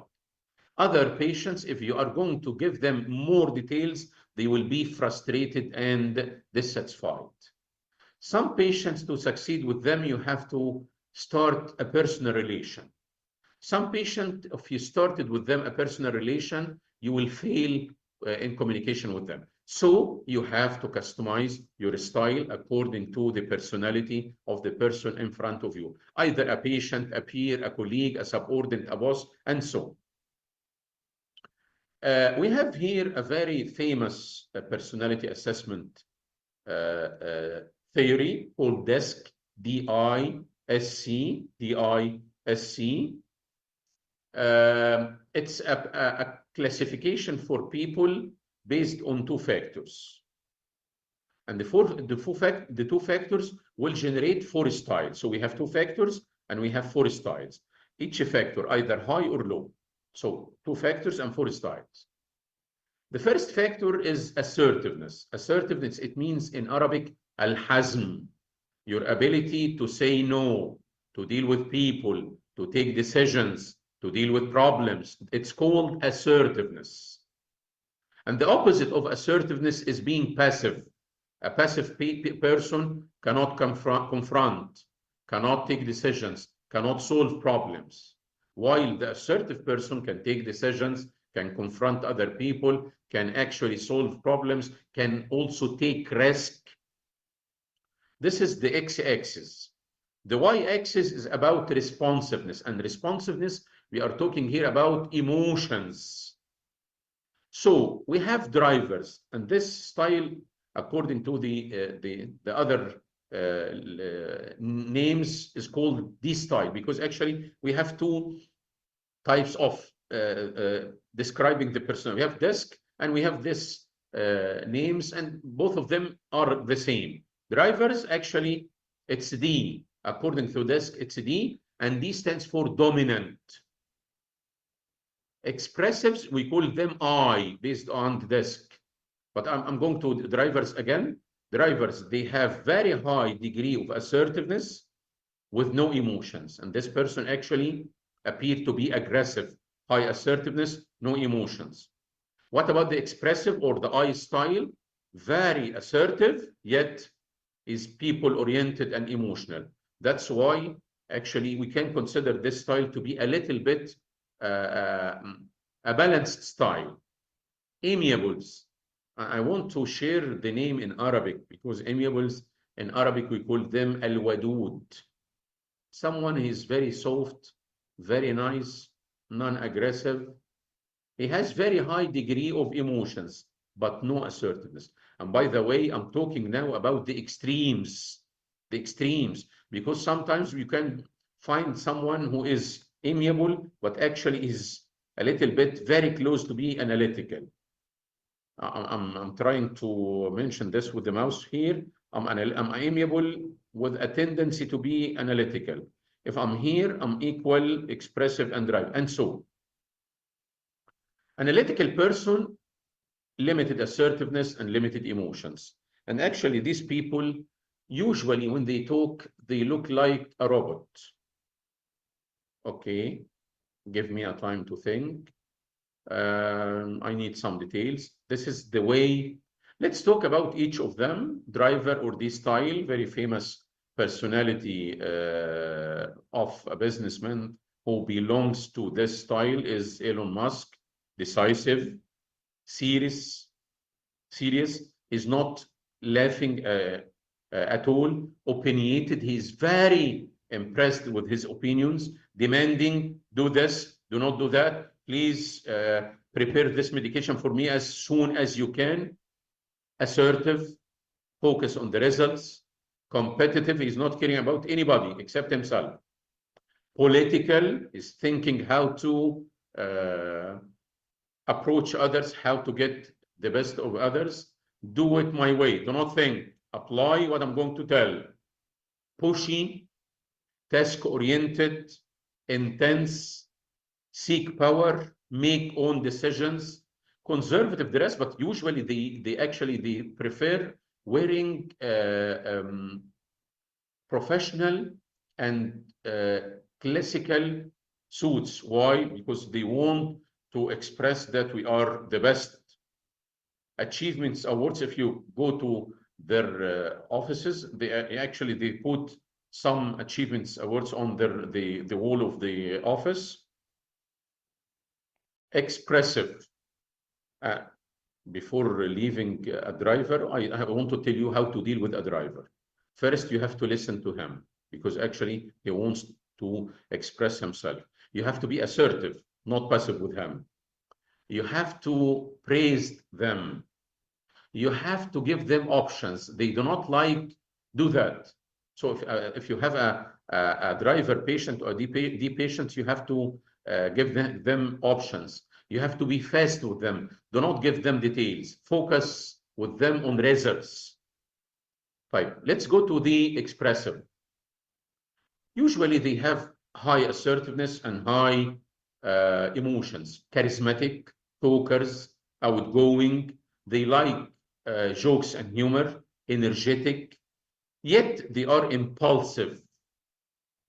People-oriented, storyteller, fun-loving, extrovert, enthusiastic, act quickly, take decisions.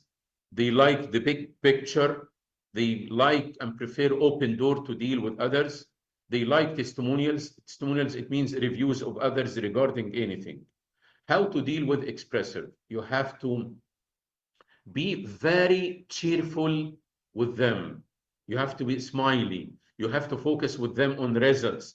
You have to behave professionally. This is the best way to deal with an expressive style. Expressive, according to the desk classification, is the I style. Analytical, this is Warren Buffett. Warren Buffett is an American billionaire, and he is the CEO and founder of Berkshire Company. It's a very big company in USA, Berkshire. And by the way, he retired last month from being the CEO of the company. Analytical persons, usually they are skeptic. They like facts, they like figures, they like numbers, they are thinker, they are orderly, very organized. They are cautious, they are slow in decisions, they are disciplined.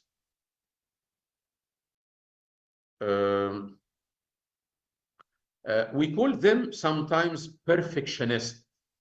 They like details, very slow, and that's why I told you about their style is like a robot, and that's why they are monotonic.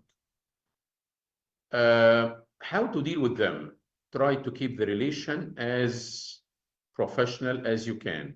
Do not deal with them as friends, because this will make them a little bit obsessive and skeptic. Why this doctor or this pharmacist is trying to create a relation with me? It means that he's going to deceive me. So you have to be very cautious with this style. Give them more details. Wait for the decision making. Give them definitely and always written proofs, not oral proofs. And by the way, to succeed with analyticals, the best way is to be very patient, very patient. They ask you a question, then they will repeat the question again after a while. Why? They are skeptic and obsessive. They are trying to make sure that you are telling the truth. So they are very skeptic about everything, everything. But by the way, they have this is a very bad disadvantage. But on the other side, the advantage, if they started to trust you, they will be very loyal to you. That's why you have to be patient with this style. The last style, we call it, and by the way, according to the desk, analytical actually is the C style. C style. C, it stands for compliance. The last factor is amiable. amiable, which is in the, according to the disc, it's the S style, steady. Assertiveness is limited. Emotions are very high. Easygoing, warm, agreeable, no get ego. Light-hearted, risk avoider, quiet, cooperative. We call them family person. They believe in and accept open door to deal with people. Casual dress, relaxed, friendly, soft-spoken, people-oriented. How to deal with amiables? You have to start a personal relation. The second issue is try to show interest in their personalities. And I will give you, all of you, a very nice advice to succeed with amiables. Try to take the decision on their behalves. Try to take the decision on their behalves. Because if you give them the chance to take a decision, they will never take a decision. Why? Because actually they are passive. They do not like take decisions. Both analyticals and amiables, they hate decisions because actually decisions need assertiveness and actually they lack assertiveness. Here we have a very nice videos regarding each style, as if you saw your patient in the elevator. So it's a very short time. How can you diagnose your patient to be analytical, expressive, amiable, and so on? Let's start.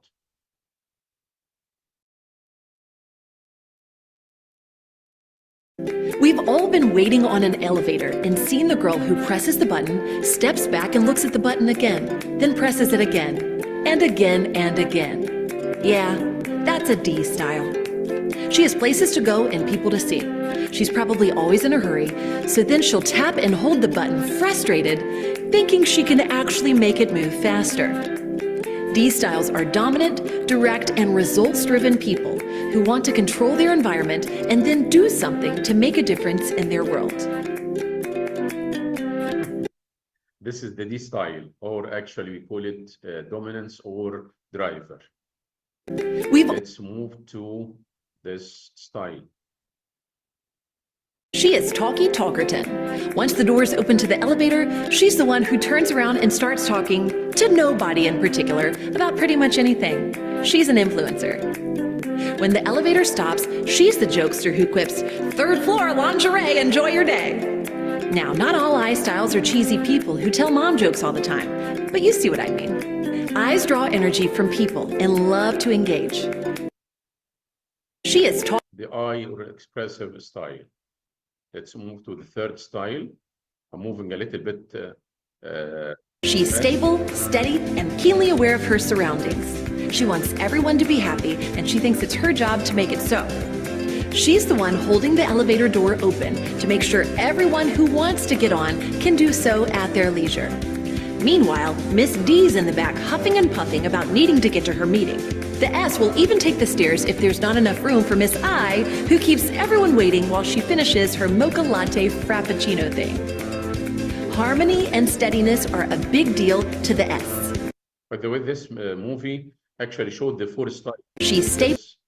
This is the amiable or S style. Let's go to the analytical.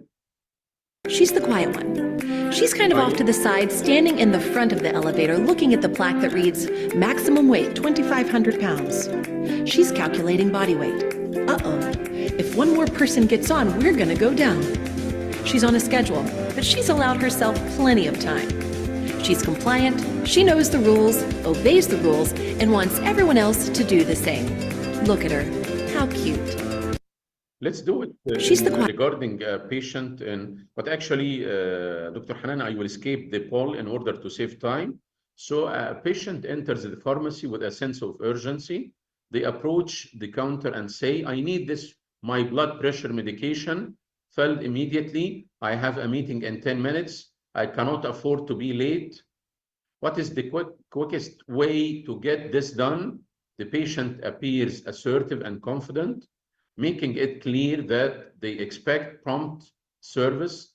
The pharmacist responds efficiently, prioritizing the request to ensure the patient can leave quickly. Which style? You actually know the answer, please send C, and actually take quick decisions. This is not compatible with each other. C cannot take decisions quickly. What else?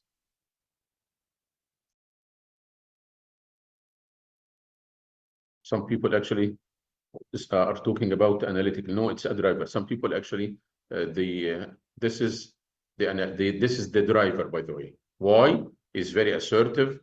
He's very aggressive. He needs quick action. Let's go with the second style. Second style. Most of the answers actually are D, which is right. A patient walks up to the pharmacist with a big smile. Actually, if we stop here with a big smile, so we have two options. This statement will exclude the other two options. The two options here, either amiable or expressive. Let's think about the other dimension. If this person is assertive or can take decisions, he will be actually the expressive. If he lacks assertiveness, he will be an amiable. In like conversational confidence and assertiveness, so high emotions and high assertiveness without completing the case. This is the style of. Can you write the right answer on the chat? Is it D, I, S, C, or driver, expressive, analytical, amiable? What do you think? No, this is not the D. Some people actually, they have good answers. Smile, actually, this is not the D. D, usually, they do not smile. But actually, this is, and here also is animated and friendly. This is the style of, actually, the expressive or the I. A patient approaches the pharmacy counter with a nice smile, looking a little bit hesitant. So here, he is smiling, but a little bit hesitant. Without completing the case, once we have good emotions, but the assertiveness is limited, once he is hesitant, it means he has limited limited assertiveness. This is the amiable style, amiable, or the S style. They say, I'm here to pick up my anxiety medication, but I have some concerns. I have been reading about possible side effects, and I'm more worried about how it might affect me. Can you explain? And so this is the amiable style. The last one, a patient carefully examines the packing of their medication at the pharmacy counter. They approach the pharmacist and ask, excuse me, could you tell me the expiry date of this medication? Also, how should it be stored to ensure it remains effective? I want to make sure I'm using it safely. The patient is detail-oriented and wants to ensure they are all the necessary information before proceeding. The pharmacy or pharmacist provides through answers discussing storage conditions and expiry, appreciating the patient diligence. So here, this is a style of C, or the analytical style. How to deliver bad news to your patients? I'm trying to finish, Dr. Hanan, in 5 or 10 minutes maximum in order not to exceed my time. So here, actually, we have a very famous protocol. It was developed by 3 Indian doctors. All of them were working in the field of oncology. So if you are trying to tell your patients a little bit negative message or negative news, it's a breaks protocol. Backgrounds, you have to have a background about the patient and about the issue. Then rapport, you have to start creating a rapport or ice breaking, explore the issue in details, announce the statement, you are diabetic, you are, and so. Kindle, make sure that he or she actually is aware with the condition. And finally, summarize. Very nice topic. And I think, Dr. Hanan, we will create a WhatsApp group for the team, for all the attendees. We continuously will give you some articles and some details about what we discussed during this session. This is the last part that I'm going to communicate with you. It's a very short part, but you have to start writing right now. If you were not writing the first part of the session, start writing here, because I'm going to tell you some important websites. Definitely you will be in a need for them. Here I need to brand myself or to communicate with my patients through the social media. And actually I need some tools. I'm not a marketeer. I cannot brand myself or my content. So I need some tools. Actually, I have two issues that can help us, or two tools that can help us. Using freelancers, and in Arabic we call them al-huwa, or using the AI. AI, we will talk about it, I think the third session, but here we are talking about freelancers. We have some freelancing websites. You have to write these websites, and you have to know how to use, you have to visit these websites. You have to start evaluating the work of different people on this website, and you have to select someone. I need someone that can help me in creating a post, a banner, a PowerPoint presentation, to design a logo for me, to design for the company, a slogan, anything you want. You can find someone who is professional in this. This is the first website. It's called Freelancer. The second is Upwork. The third is Fiverr. And Fiverr, the name here, it's from five, because most of the services that will be offered through this website will cost you $5. The Arabic version of Fiverr is Khamsat. We have also Mustaqil. We have also people per hour. And this is also a very nice tool. It's called Canva. If you cannot use Photoshop, it will be a very professional and important tool for you. It contains a lot of templates.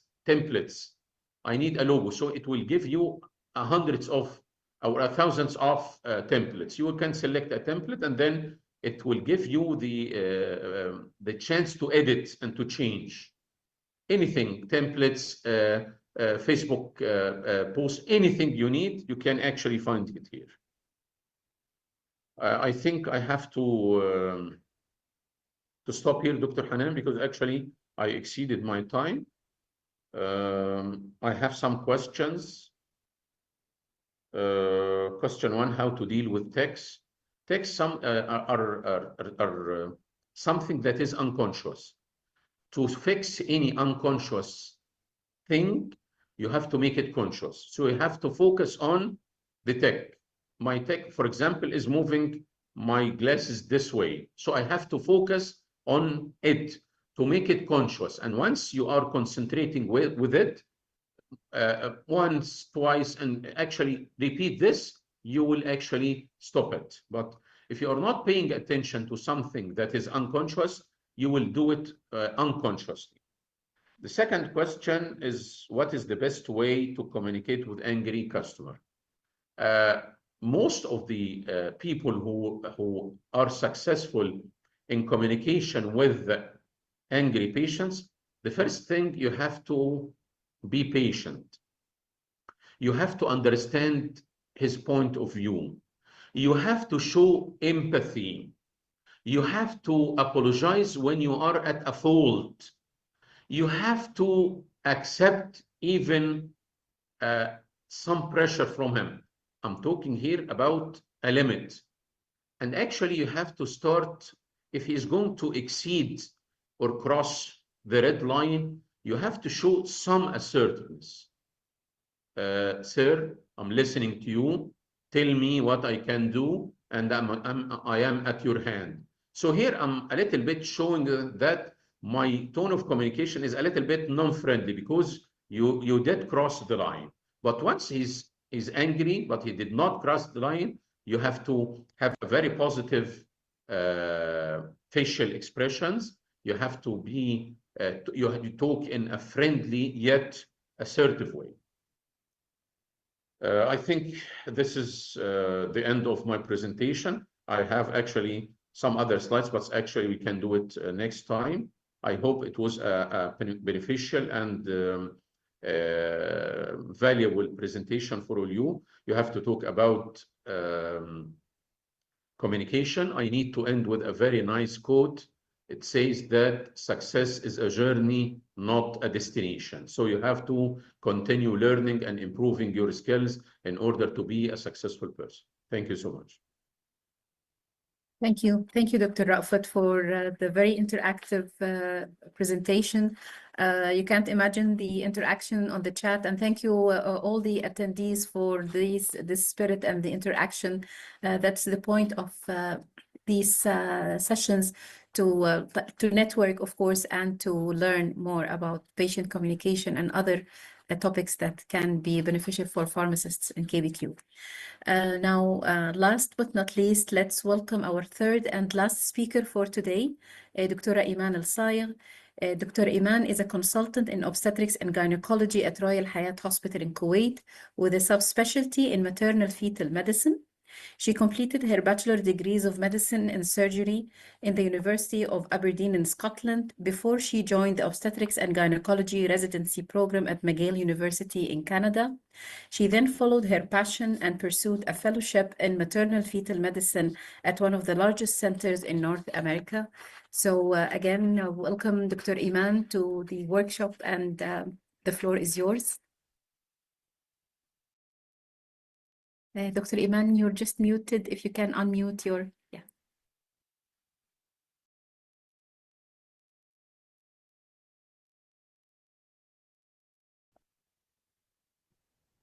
Do you guys hear me? Yes, yes, we can now. Perfect. Thank you. Okay. So I know everyone has been getting lots of education today, and some of the brain cells are probably tired and sleepy. This topic, contraception, still till this day, I've been presenting about this topic for the solid past 5 years. And I still find that although the information hasn't changed much, however, still putting it all together and delivering it to you without overwhelming you is still a challenge. So I will just start to talk about, I just have to adjust things here. Okay, so when I talk about contraception, or when we hear the word contraception, it just means not getting pregnant, but behind it, there are many layers. Contraception also means saving lives. For example, in women who should not get pregnant because of certain medical condition, it prevents unplanned pregnancies in people who are not ready, whether it is physically, socially, mentally. It improves outcomes for children so that we have children when we are ready to take care of them, when we are physically, mentally, socially, financially ready. Reduces the number of unwanted pregnancies, hence abortions, and also many of the contraceptive methods available also have non-contraceptive benefits. Now, when I discuss contraception with my patients, I usually do it at the postpartum visit, their first visit, after I check their wound, after I ask about their lochia and breastfeeding and all that. I have to remind them about contraception, even if they don't ask. And I usually say, do you have any questions about contraception? Have you ever used any? Would you like me to discuss everything? Because sometimes I feel patients have used certain things and they already know what they want to use, so they don't want to hear the full menu. But for those who know nothing about contraception, haven't used contraception, or I feel still have question marks, I say, okay, you know what? So let's start with the menu. Because they sometimes say, okay, so what's the best thing? I say, that's not really an appropriate question, because there is no appropriate answer. It actually depends on so many clinical characteristics about you, your health, the kind of person you are. I would need to know what fits you. You also need to have a shared decision with me on what suits you. So the menu is as follows, and I usually have this as a cardboard that I picked up from one of the conferences. Not exactly like this, but a similar one, saying, okay, so these are the categories. The first category at the top is what's most effective, meaning the failure is very low. And this is things like sterilization and long-acting reversible contraceptives like intrauterine contraceptive devices. And then the middle category is things with a bit more rate of failure, however, very effective still, and it's hormones, and it can be in pills, it can be in patch. Obviously, there are other types, but the common ones are pills or patches.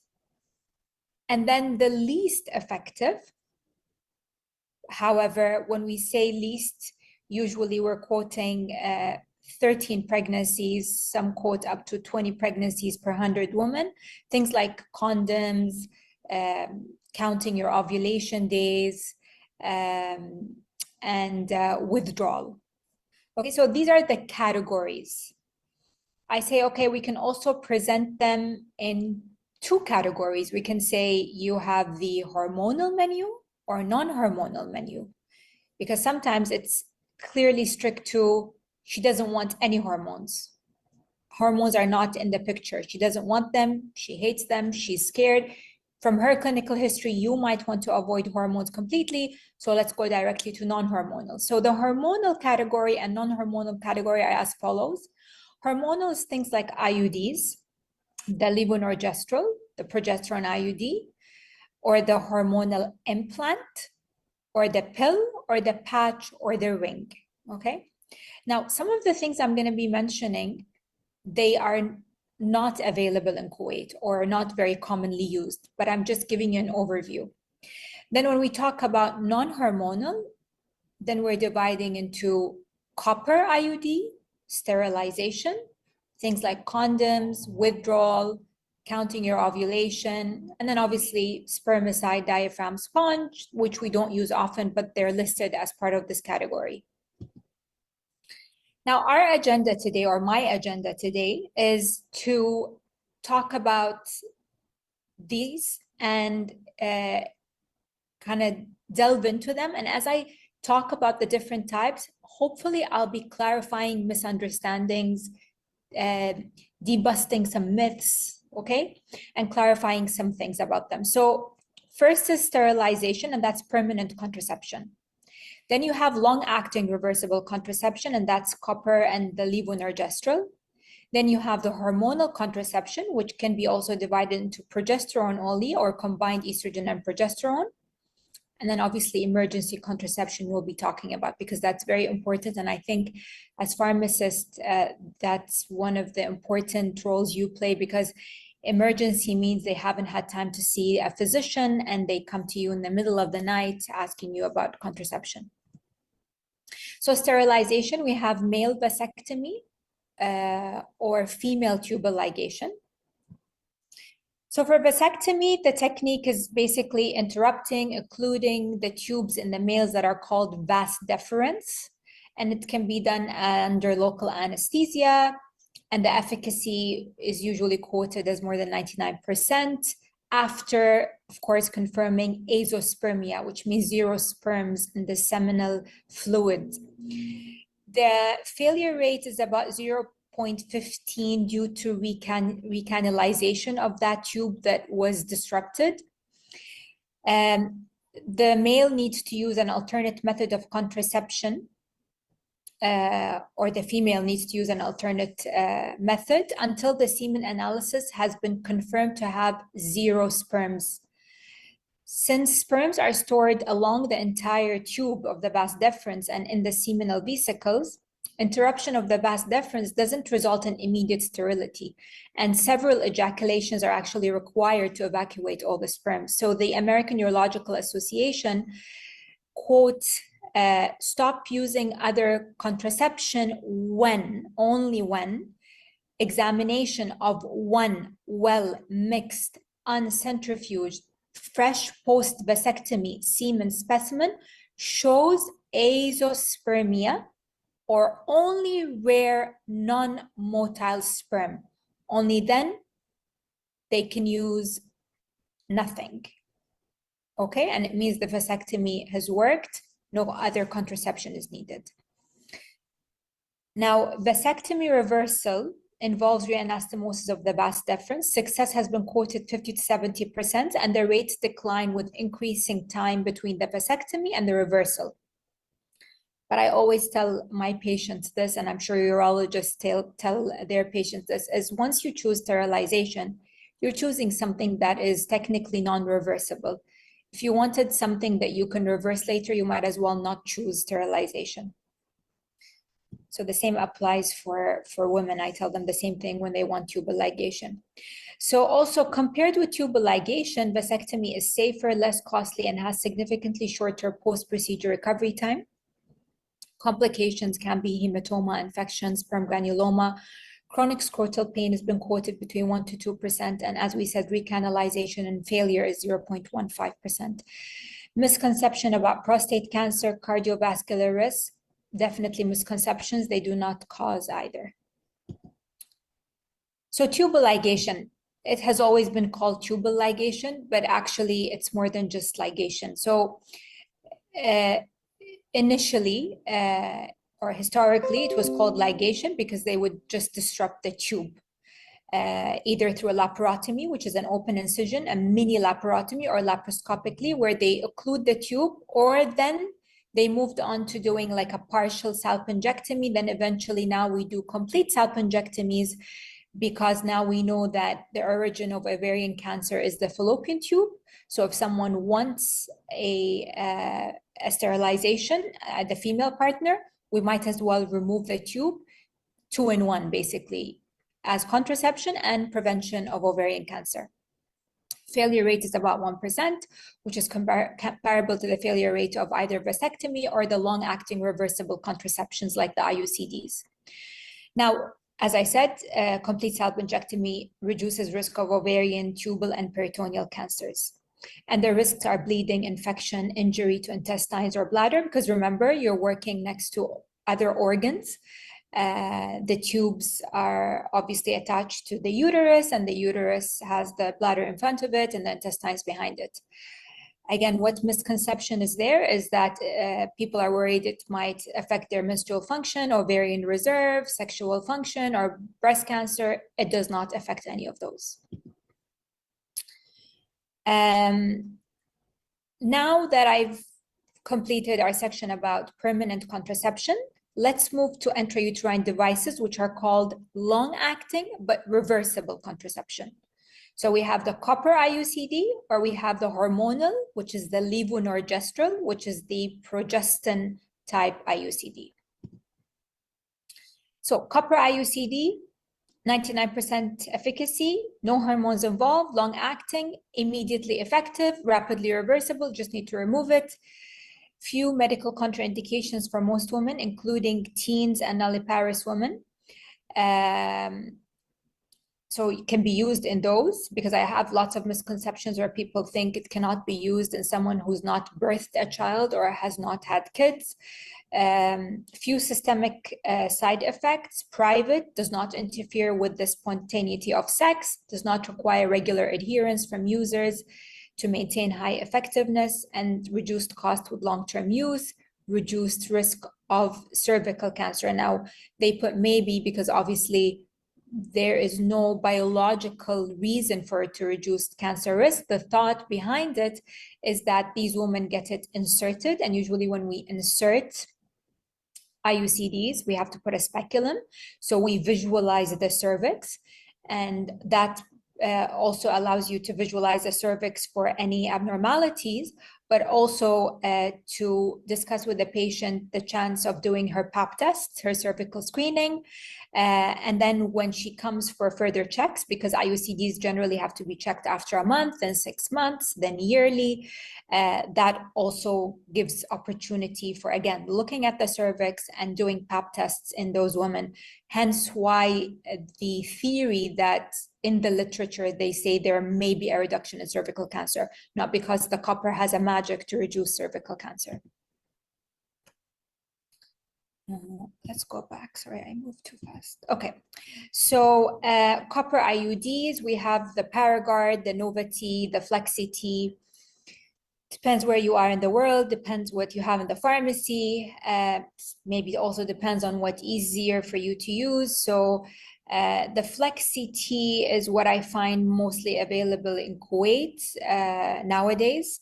And it can stay effective up to 10 years in general, the copper IUD.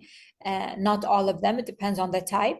Contraindications are Wilson's disease, copper allergy, obviously pregnancy and pelvic infections. And allergy to copper is it's a rare thing, okay? So you have here the picture of Flex CT, and it's meant to be easier because there are no other equipments. This is here next to it, there is in this inserter here, this is the Nova-T. I've used both. Honestly, sometimes in certain people, when you have opened the Flex CT and you try to insert it, it's hell because it's hard and it's not easy. And that's another thing about IUCDs, is that in some patients with multiple C-sections or operations, or it depends on their uterine position, it can be difficult to insert an IUCD. And so because the Flex CT, as its name suggests, very flexible, and it's just one instrument, it can be difficult. And sometimes I wish I opted for a Nova-T, but it depends. Then you have the levonorgestrel IUCD, which is a progesterone IUCD. There are so many names, so many brands. What we have in Kuwait is a Mirena, which is approved for 8 years. We usually tell patients 5 years, but the FDA has approved it for 8 years. The progestin effect of hormone-releasing IUD is primarily at the level of the endometrium. So this is a very local effect. And obviously the IUCD that releases progestin has also been used for non-contraceptive benefits, like women with early changes in their uterus, suggesting endometrial hyperplasia that may then change to cancer. We use it for those women. We use it also for women who they bleed a lot and we want them to have amenorrhea. Again, it causes shedding and thinning of the endometrium. So these are the non-contraceptive benefits of it. Okay, so it works locally on the endometrium. Now, so copper and levonorgestrel are associated with alterations in bleeding patterns. In general, copper IUDs are associated with heavier bleeding, while the levonorgestrel cause lighter bleeding.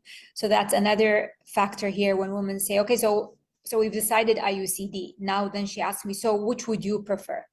Which would you choose for yourself or for your daughter? Again, I go back to, actually, it depends on you, because if you've had heavy periods, problematic periods, long periods, maybe copper is not for you. If you're someone who really wants regularity, as in you want a period, especially in our community, because when I was in Canada, people did not care about having a period. It was actually very convenient not to have a period. So Mirena was a very popular thing. However, in our part of the world, having menses regularly is important psychologically for different reasons. So I tell them, well, levonorgestrel may be a newer device and has very good non-contraceptive benefits. However, are you okay with not getting menses maybe after 6 months for the next 5 years, or maybe getting minimal spotting here and there, so irregularity? If you're not okay with that, then no, you're just gonna pay for the IUCD. We're gonna have the uncomfort of inserting it. Then you're gonna complain that you don't want it. Now, there are ways for us to reduce the spotting that can happen, but it may not work with everyone, and you have to wait for your body to get used to it. Risks of pelvic inflammatory disease. So a lot of people have the misconception that there is higher chance of having infections or sexually transmitted infections with the IUCD, and that's not true. The risk is slightly greater with the IUD only if there is an actual untreated sexually transmitted infection during insertion. So one of the things that we also do as a standard is obviously when you take a history and when you discuss with patients and decide that you want to insert it, you have decided this based on the information that this patient is not at risk of an STI currently. But I also tell all my patients, I'm going to do a vaginal swab when I insert. It's going to come back in 3 days so that if you do have an infection, I will call you with a prescription of antibiotics. So that if you do have one, then we're not pushing it up into the uterus and stays there and creates a pelvic inflammatory condition.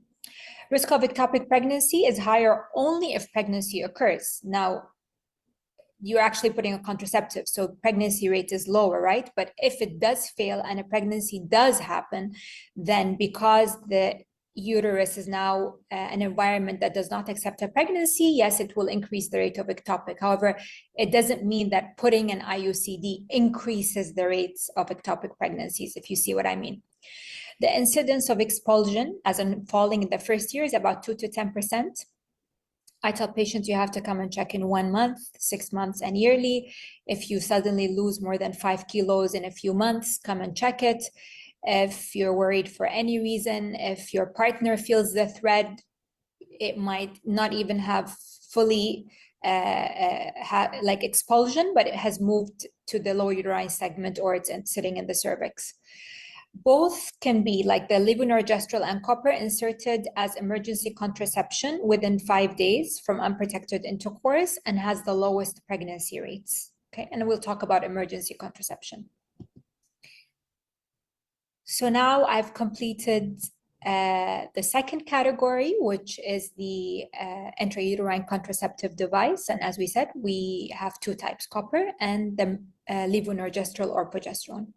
Now let's move to hormonal contraception, and that is divided into combined estrogen progestin or progestin only.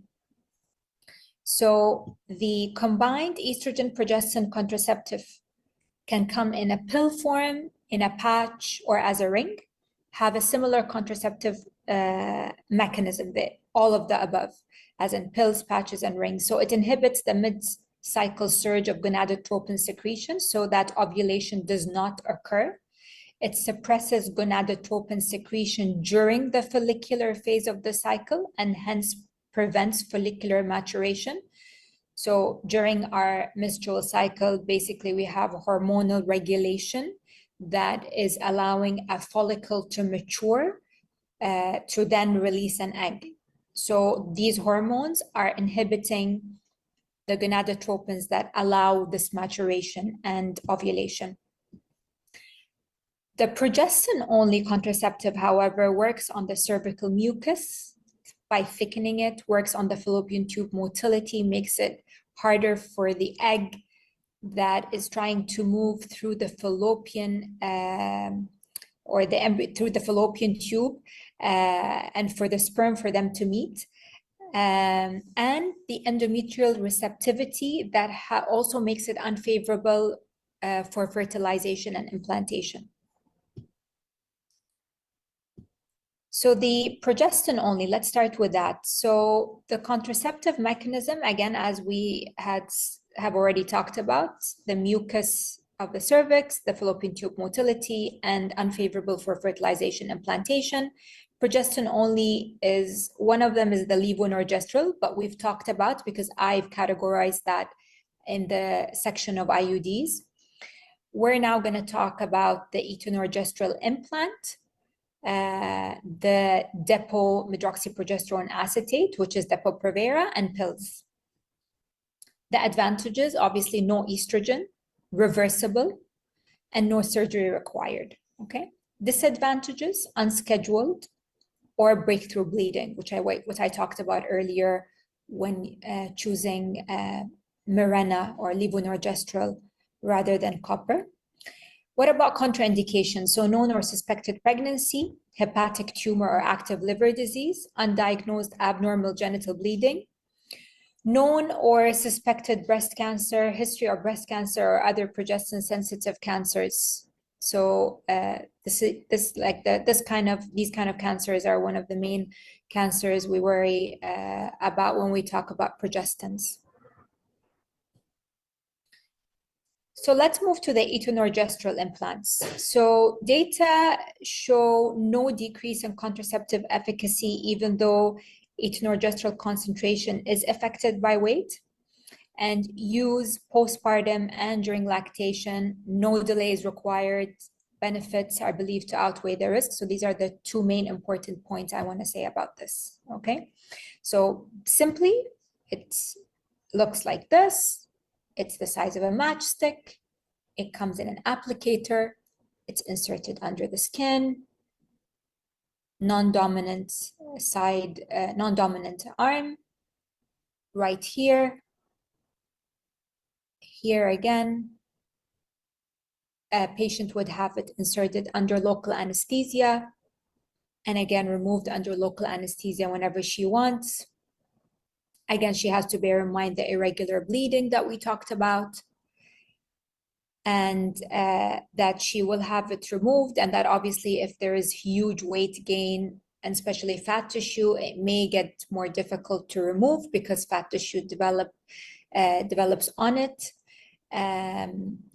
But otherwise, it's a very effective form, has gained popularity in Kuwait. But again, a lot of women cannot withstand the irregular bleeding or not having periods, and some are loving it. This is what the applicator looks like here. The etonorgestrel implant, the rod contains about 68 milligrams of progestin. It's released slowly, the etonorgestrel, the actual component, initially 60 to 70 micrograms per day, and then it decreases to 35 to 45 micrograms per day at the end of the first year, to 30 to 40 micrograms at the end of the second year, and then 25 to 30 micrograms at the end of the third year and beyond, hence why they have to remove it after 3 years. And the examples are Implanon, Nexplanon. In Kuwait, we use Implanon. Most women are candidates. Very few have medical disorders where the risk of the method exceeds benefit. And again, it's breast cancer and liver disease, active liver disease.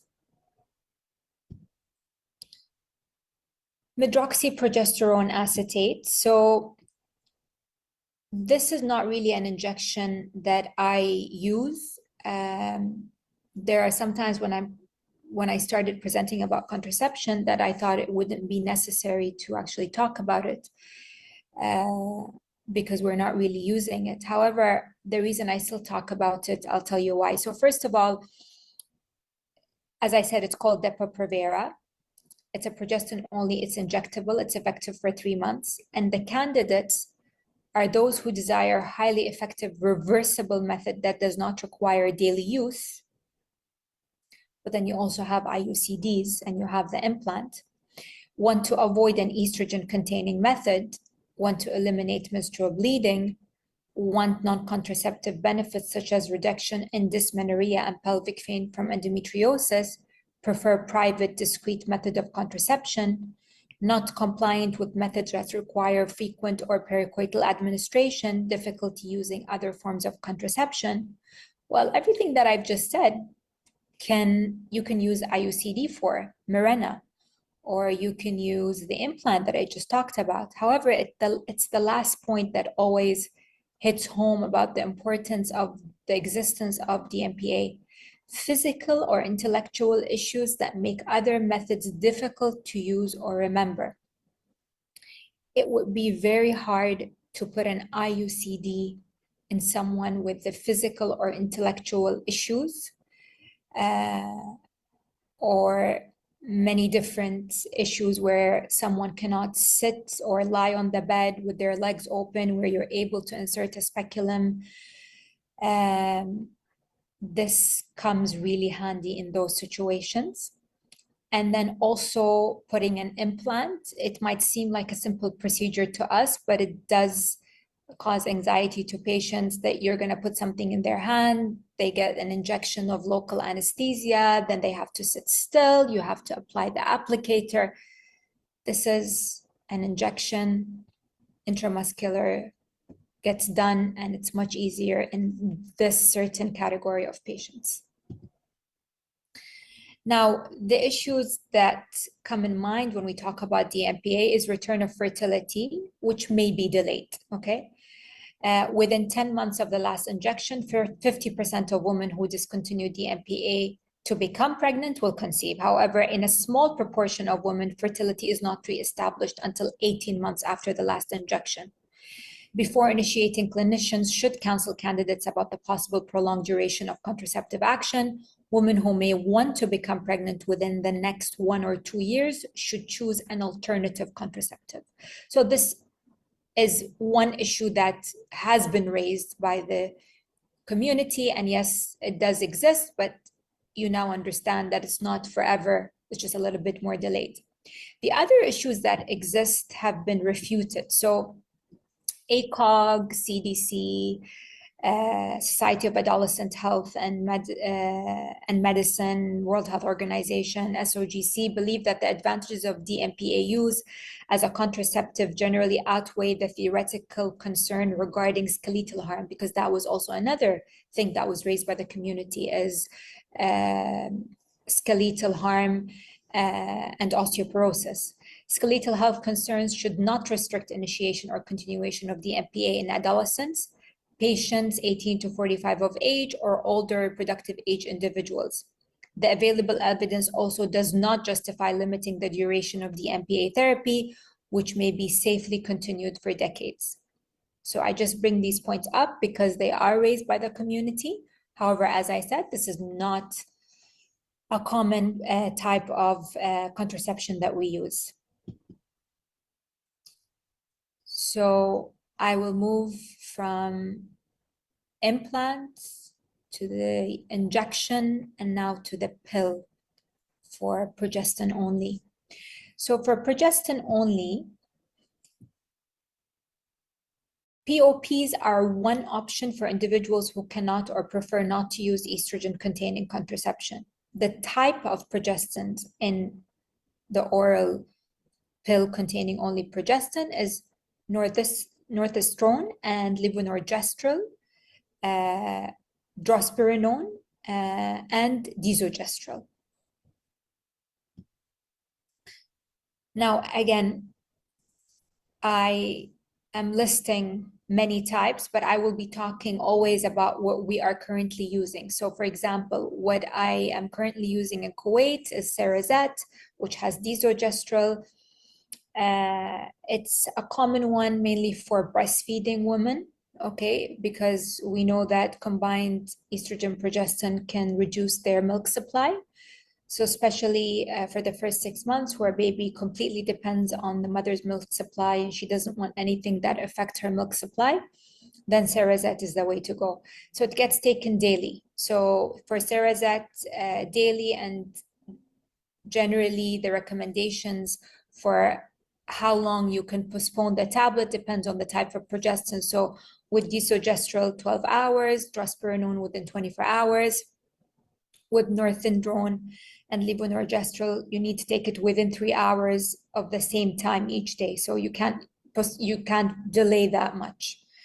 Again, thickens the mucus of the cervix and also prevents ovulation, as all other progestins. Side effects, again, as in all other progestins, unscheduled bleeding and changes in the menses, even amenorrhea. Increased prevalence of follicular ovarian cysts have been documented in the literature, and acne flares also have been reported because, as you know, some progestins can have androgenic activity. Again, this was now with the world using ChatGPT. I just wanted to show you how,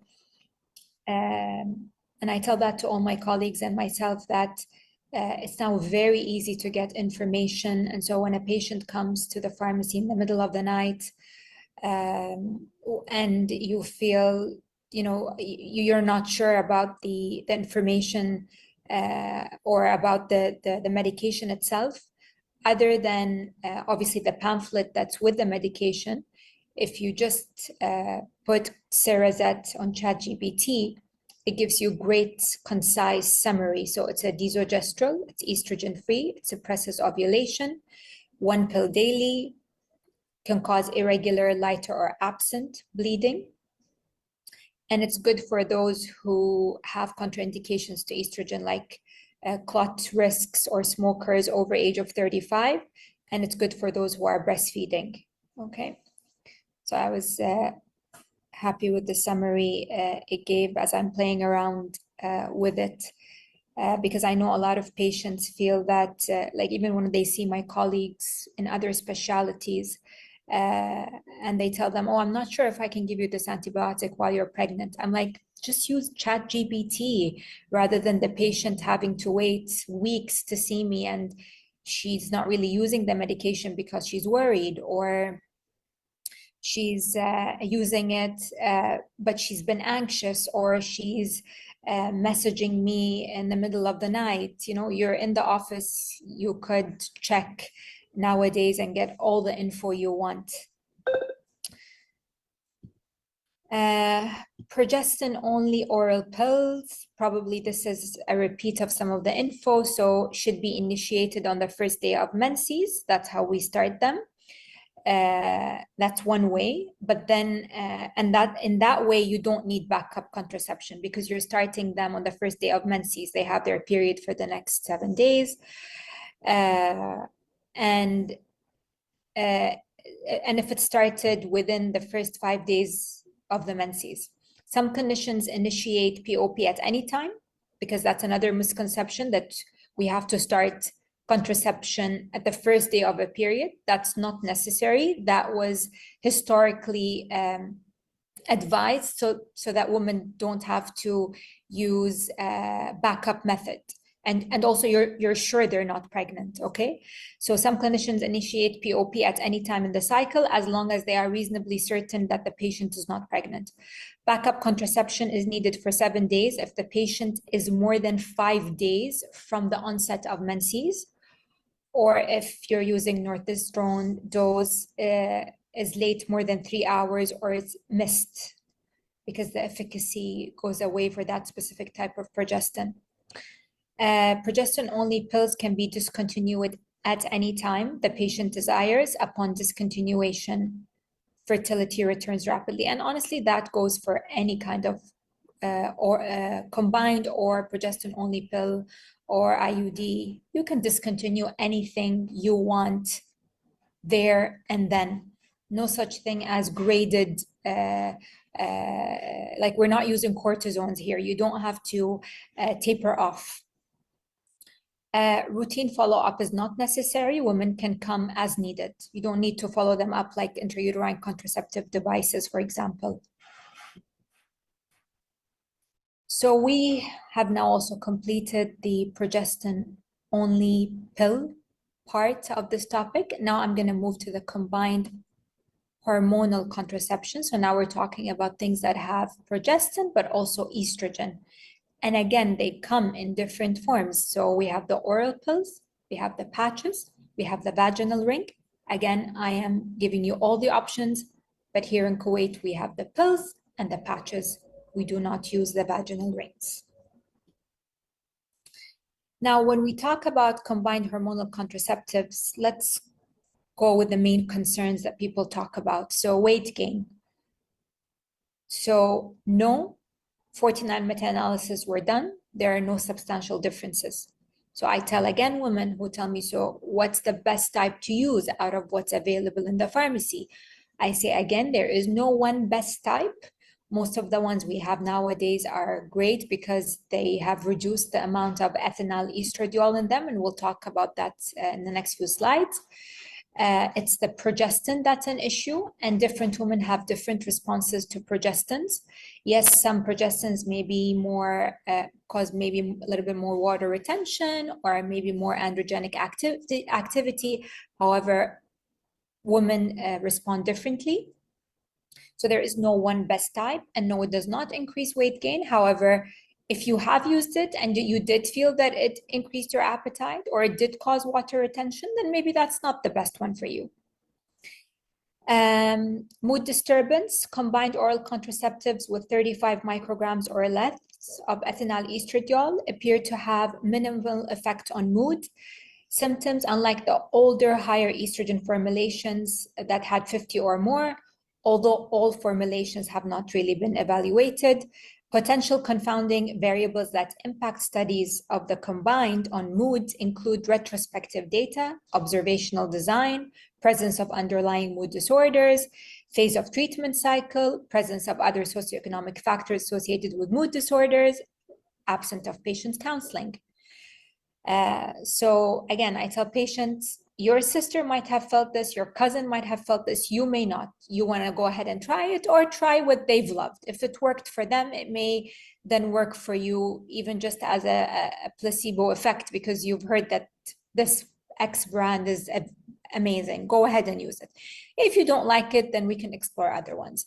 And I always say, please use something for about 3 months before you decide you hate it, unless whatever side effect you're getting is very unacceptable, then we can change sooner. But your body does need to get used to it. While the available prospective data are conflicting, most studies suggest that combined contraceptives, hormonal contraceptive use has no negative impact on mood for most women. Libido, no significant impact on sexual function. Mixed results have been reported. Again, mood comes into play. If you're moody, if you're angry, if you feel that it's causing you weight gain or water retention, you're probably going to have low libido.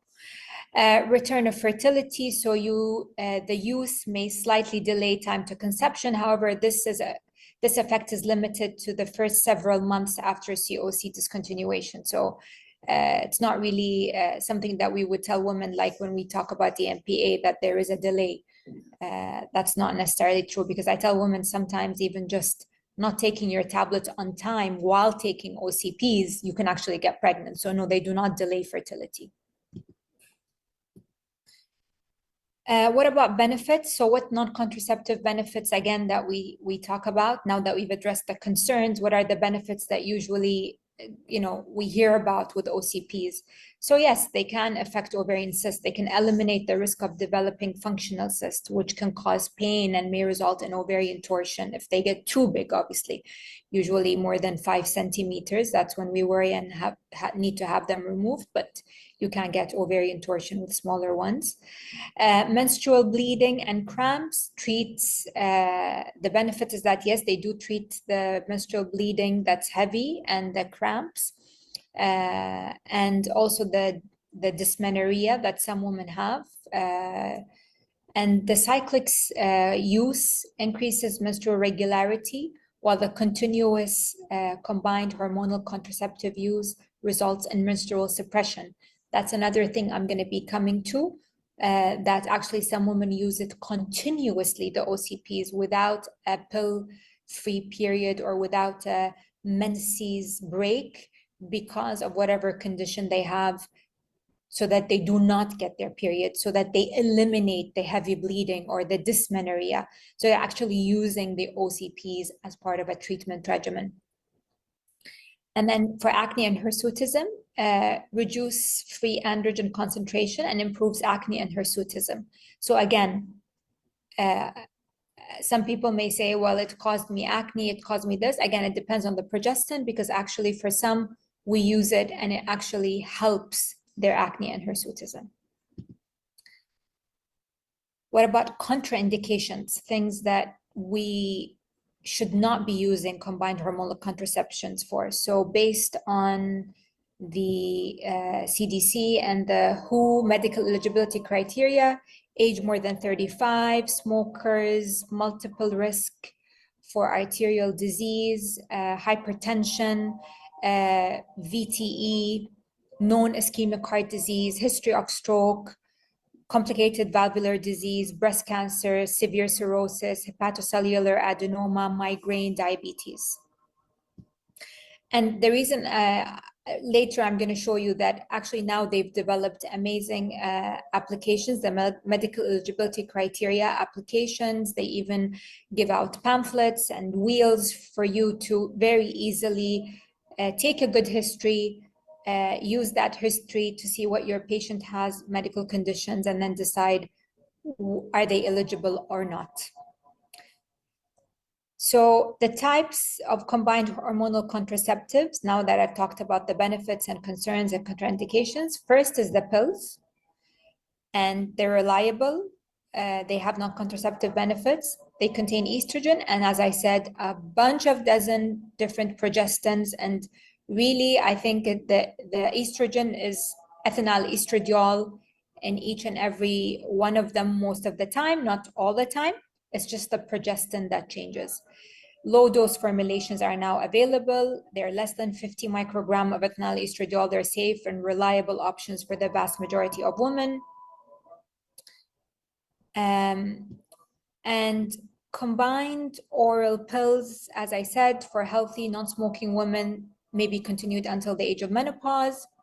All combined oral contraceptives are effective and have similar advantage and disadvantage. Factors to take into consideration when selecting the combined oral contraceptives include patient's past experience, as I said, patient's preference, the clinical characteristics, insurance coverage and cost, relative safety considerations, side effects and relative risks may vary based on the estrogen dose and the progestin type and dose. Shared decision-making that takes into account patient preference will improve adherence to any contraceptive method. Therefore, if a patient requests a particular pill, it is reasonable to prescribe it. As I said, if a patient already has a preconception that something is not going to work for her, something is not going to work, or something that might harm her, or her cousin hated it, or her sister, go for the other thing. Don't use that same thing, because she's not going to like it. She already has a misconception. And then examples of combined pills. So this isn't from UpToDate. This is just to show you that there are so many different types. There are types that I've used when I was in Canada or when I was in Scotland, some that here. This is, for example, from UpToDate. Just so if you look here, ethinyl estradiol, estradiol valerate, ethinyl estradiol, the progestins, drospirenone, Dionagest, levonorgestrel, different. So basically combined hormonal contraceptives is just the brands have different types of estrogen and progestin. And the progestin, when we say different progestins, because that's the main issue, it just depends on generation of when they were created, the progestins. So we have first generation, second generation, third. I've just created my own little summary. These are the most common that are used in Kuwait, just to give you an example here. So for example, Yasmin 21, ethinyl estradiol, and drospirenone 3 milligrams, no placebo pills. That's another thing when you're looking at the different types. So not only estrogen and progesterone are different, and so the side effect profile may be different, but also then you have things where there are placebo pills or no placebo pills. I tell patients that read your pamphlet. There are some extra pills that are sugar pills, they're placebo pills. You don't need, so you can take them if you want. They put them there, the manufacturers put them there so that you're taking a tablet every day so that you don't forget. But it's not crucial, because then, some people messaging you, oh my God, I forgot to take that tablet. So I think when a patient understands it's medication, it's very important. Then there's the Yasmin 28, where there are placebo pills for 7 days. There's a Drospera, which is 24. Yes, 4 days of placebo. Yaz, 4 days of placebo. And here the ethinyl estradiol is less. Genera, the same ethinyl estradiol, however, a different progestin, no placebo pill.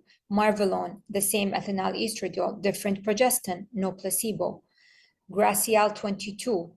So that's a multiphasic one, and we're going to get to that, where the estrogen comes in the first 7 days at 0.04 with the desogestrel of 0.025. Then the next 15 days, it's 0.125 desogestrel, and there's no placebo. So this is, again, courtesy of ChatGPT. If you just compare, if you just tell, okay, so compare types for me, gives you Gracial that I just talked about, the one that is multiphasic, and it tells you it's 22 pills, 7 blue, 15 white, 7-day break, no placebo, okay?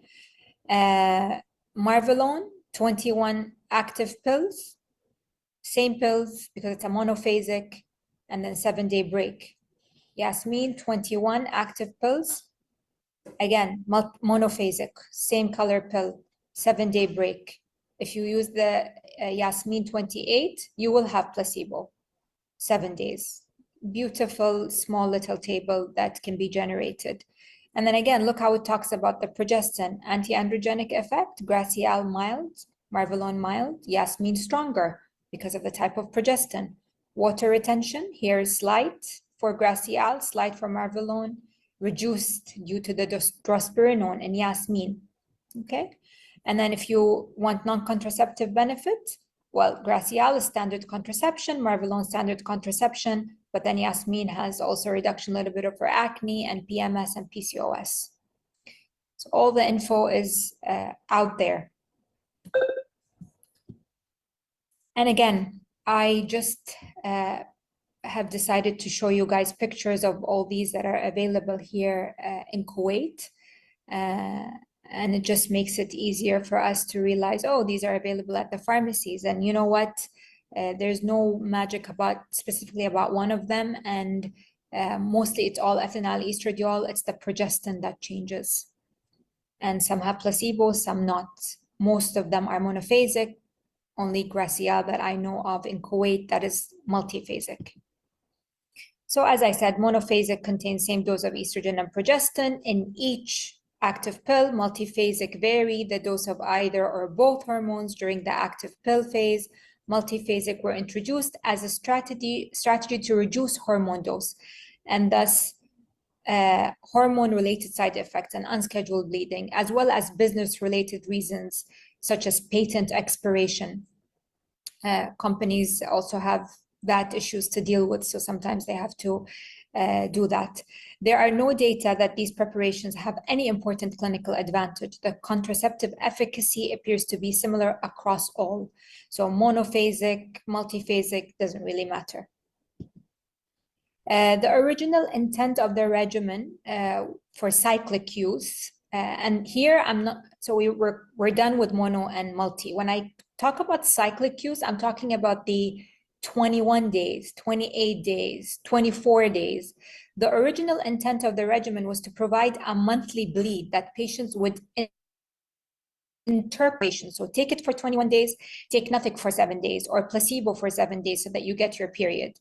This was required at the time for pill acceptance and to reassure women that she was not pregnant. Today, with the lower doses of hormones used in oral combined pills, and the knowledge that we have about menses and periods and the understanding, it is recognized that the 7 days of hormones, off the hormones, and getting a period is not really necessary. Okay, hence why when people go to Hajj, for example, they just they can take pills to postpone their menses, or people who are traveling to places where they don't want their menses, it's not convenient, we can just postpone their menses. And obviously in the Western world, they even take that further and postpone menses for months. So general principles: choose generic for affordability if possible, monophasic as the initial prescription due to ease of use and consistent hormone dose, which improves adherence. This is a key component for effectiveness, adherence. Multiphasic require more careful adherence to a specific sequential order in which to take the pill each cycle. Furthermore, multiphasic pills cannot be transitioned to continuous or extended cycle use the way that monophasic pills can. Patients should be queried regarding achieving the frequency of withdrawal bleeding they desire. Again, as I say, this is not a huge issue in Kuwait. Everyone wants their monthly period, but some may prefer monthly withdrawal. Others may opt for every 3 months, which means 84/7, or prefer no withdrawal. Ethinyl estradiol in most. Ethinyl estradiol has been reduced. The data regarding safety of 20 versus 25, 30, or 35 suggest less risk with 20, but are not strong enough to endorse using just 20. So anything less than 50 is great. Go ahead and use it. Progestins, as I already said, there are different generations. They were introduced to the market not on structural and physiological differences. In general, third and fourth generation progestin are less androgenic and have fewer side effects than earlier generations. Just to bear that in mind. Again, they do not increase cancer combined oral contraceptive pills. Okay, so that's the summary of this slide. Okay. Now let's move to patches. We finished pills. Now let's go to patches. Everest, what's used in Kuwait. The patch is changed once per week for 3 weeks, 21 days total. Again, a patch-free week. Hopefully now you understand that if she does not want that that patch-free week, she can go ahead and put another patch.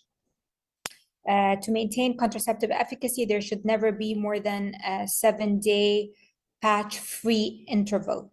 The patch should always be changed, applied on the same day of the week. Reminder systems are useful to ensure appropriate weekly changes. So if you want not to have a period, not to have a patch-free week, go ahead. But you can't be off the patch for more than 7 days. Combined patch contraindications, again, so VTE, patients with VTE, the same contraindications that apply for all hormonal contraceptions is the same, whether it's pill or patch. However, specifically for patch women with BMI more than 30, not because of just their risk of clots, but also maybe lower efficacy. Neither patch should be used in patients being treated with hepatitis C with combinations containing these types of medications. And there's a small slide about medications and contraceptives, or in patients with hypersensitivity to any component of the transdermal patch. Individuals with a history of sensitive skin or exfoliative dermatological disorder may not be ideal candidates for using transdermal systems, okay? Patch versus pill, potential benefit of patch, weekly rather than daily, a non-oral route of administration for patients who have difficulty swallowing. Therapeutic effects are achieved at lower peak doses. There is first pass hepatic metabolism and enzymatic regulation in the GI are avoided, sustained drug delivery. Potential benefits of the oral is that pills are more private than a visible patch. Pills do not detach. Emergency contraception. So provide safe, effective method to prevent pregnancy after unprotected intercourse. And sexual assault or contraceptive failure, it's most effective when used as soon as possible. So there is again, small summary, again, just to show you guys that there is pills, there is IUDs. For the pills, you have the levonorgestrel, which is the Mirena. You have ulipristal. The levonorgestrel is like Plan B, which I'll talk about. Ulipristal is also tablets, and then the Yospi method, which is combined oral contraceptives. When it comes to devices, then you have the copper IUD or the levonorgestrel, which is Mirena. Sorry, I'm moving backwards. So this is for emergency contraception. So as I said, these are the oral ones, okay? Ulipristal, levonorgestrel, and the Yospi. Now the Yospi is very interesting because you want to achieve 100 microgram of ethinyl estradiol at once and 0.5 of levonorgestrel and repeat that dose in 12 hours. And sometimes getting the Yospi method means using any type of contraceptive that would equate to this. Sometimes means taking 5 tablets at once. The levonorgestrel is called Norlevo or Plan B. Plan B is what we have available in the pharmacies, and it's 1.5 milligram of progestin. This is the Yospi method, just gives you example of tablets that I have not seen in Kuwait, and it just shows you how they combine them into many tablets to create that mixture. Mifepristone we don't have in Kuwait. They are worried about it as an abortification medication, but also works. Again, important points to realize here. So oral emergency contraception absorption is impacted by obesity and malabsorption. Body weight does not impact efficacy of an IUCD. So you have to take that into account if you want to use pill or IUCD. Emergency contraception methods are safe and well tolerated. However, side effects may vary by the method. So IUCD, tell them about abdominal pain, pelvic pain due to the insertion. Yes, there is risk of perforation, always risk of infection, especially if it's unprotected intercourse. Is there risk of sexually transmitted infection? Both for ulipristal and oral levonorgestrel, they are safe. However, they are safe, and we are not worried when it's an emergency contraception about thrombogenic events like we are with combined oral contraceptives on the long run. Okay, so do not worry about VTEs. If someone needs an emergency contraception, they can take high-dose estrogen. It does not require a doctor visit. However, the OSB method may cause nausea, vomiting, which is more than with the other ones. The use of emergency contraception does not reduce risk of STIs, very important. Emergency contraception does not impact future fertility, and all emergency contraceptive methods are safe for adolescents and lactating individuals. Very quick slide, medications. Yes, certain medications will affect hormonal absorption. Please check what medications they are. Do not just tell women, you can't, you are on an antibiotic. Most antibiotics are safe. Please use ChatGPT, use Google, use whatever, but just don't say you cannot take it. If she doesn't want to get pregnant, please help her not to get pregnant. Mostly it's the CYP450 enzyme system, and it's only certain medications, those for like tuberculosis, like the rifampicin class antibiotics, certain anti-seizures, St. John's wort, griseofulvin, which is an antifungal, and then obviously the new trends with Ozempic and Saxenda, just because it may interfere with absorption of hormonal contraceptives and also may cause GI symptoms, such as nausea, vomiting, delayed emptying, so consider backup. Follow-up after emergency, very quickly. You should get period in 3 weeks. If you don't, please see your doctor or do a pregnancy test. While most do not require a specific follow-up visit, they should seek medical attention if heavy bleeding with abdominal pain, because it may be an ectopic. Just because you gave emergency contraception doesn't mean it worked. You may need a pregnancy test or have concern regarding lack of return of menses or bleeding. Oral emergency contraception will not protect against future pregnancies, so from further intercourse. So just because I gave this to you now doesn't mean you're protected from intercourse tomorrow and after tomorrow. IUCD will likely cause irregular bleeding, so do not be shocked, and women should do a urine pregnancy test 2 to 4 weeks after IUCD placement at any time if pregnancy symptoms persist. It is possible that the pregnancy also existed, like you may have taken this, but you may have taken it after 3 days and the intercourse happened during ovulation and the pregnancy is just there.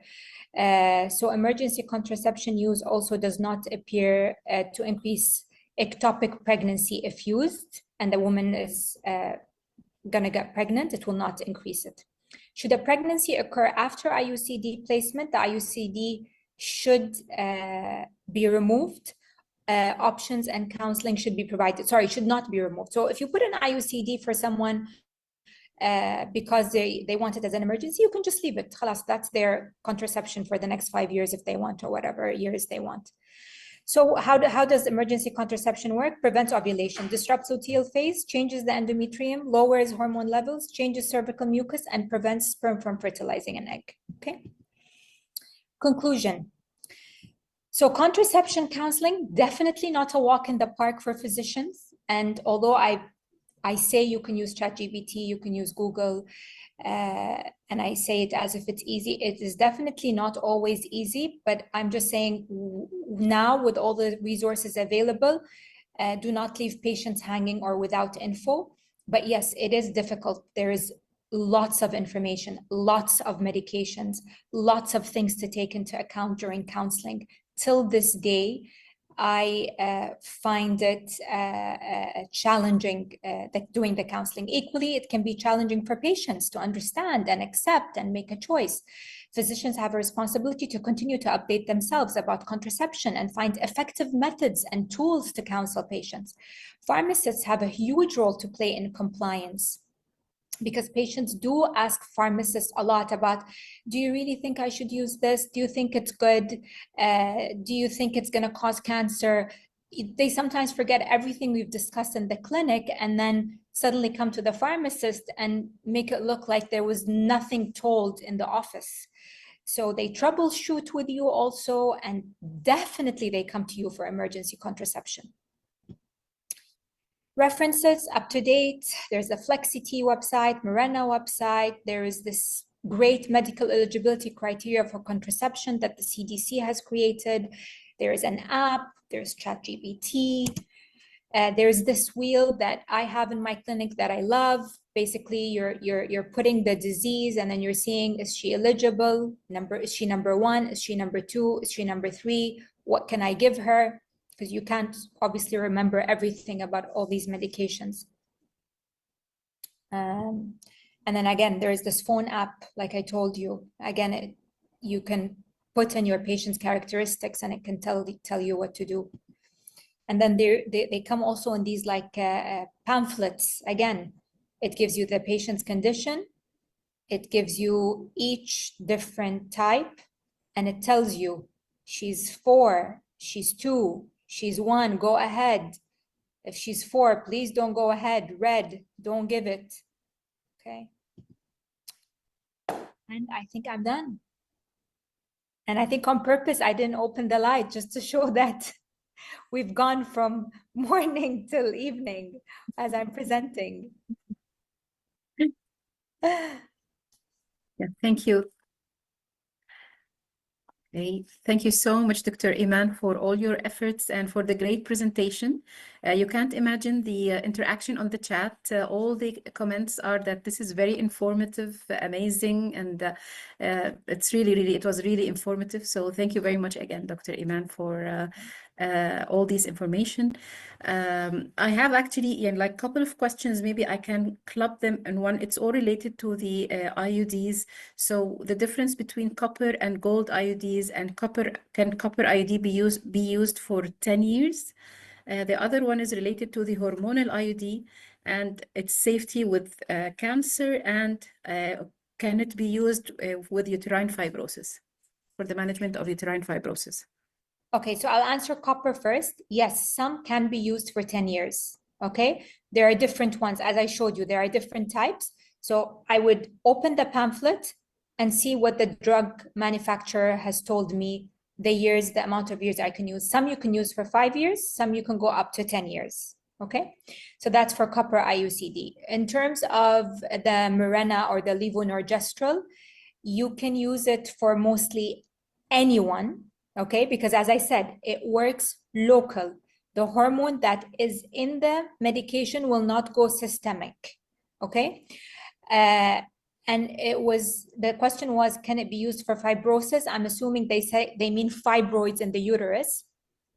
So yes, if it will stay, yeah, it depends on where your fibroids are. If your fibroids are subserosal outside the uterus, then it will fit in nicely because it sits in the endometrium. However, if you do have an abnormal uterus with an abnormal uterine wall, it may not even be easy to insert it for you.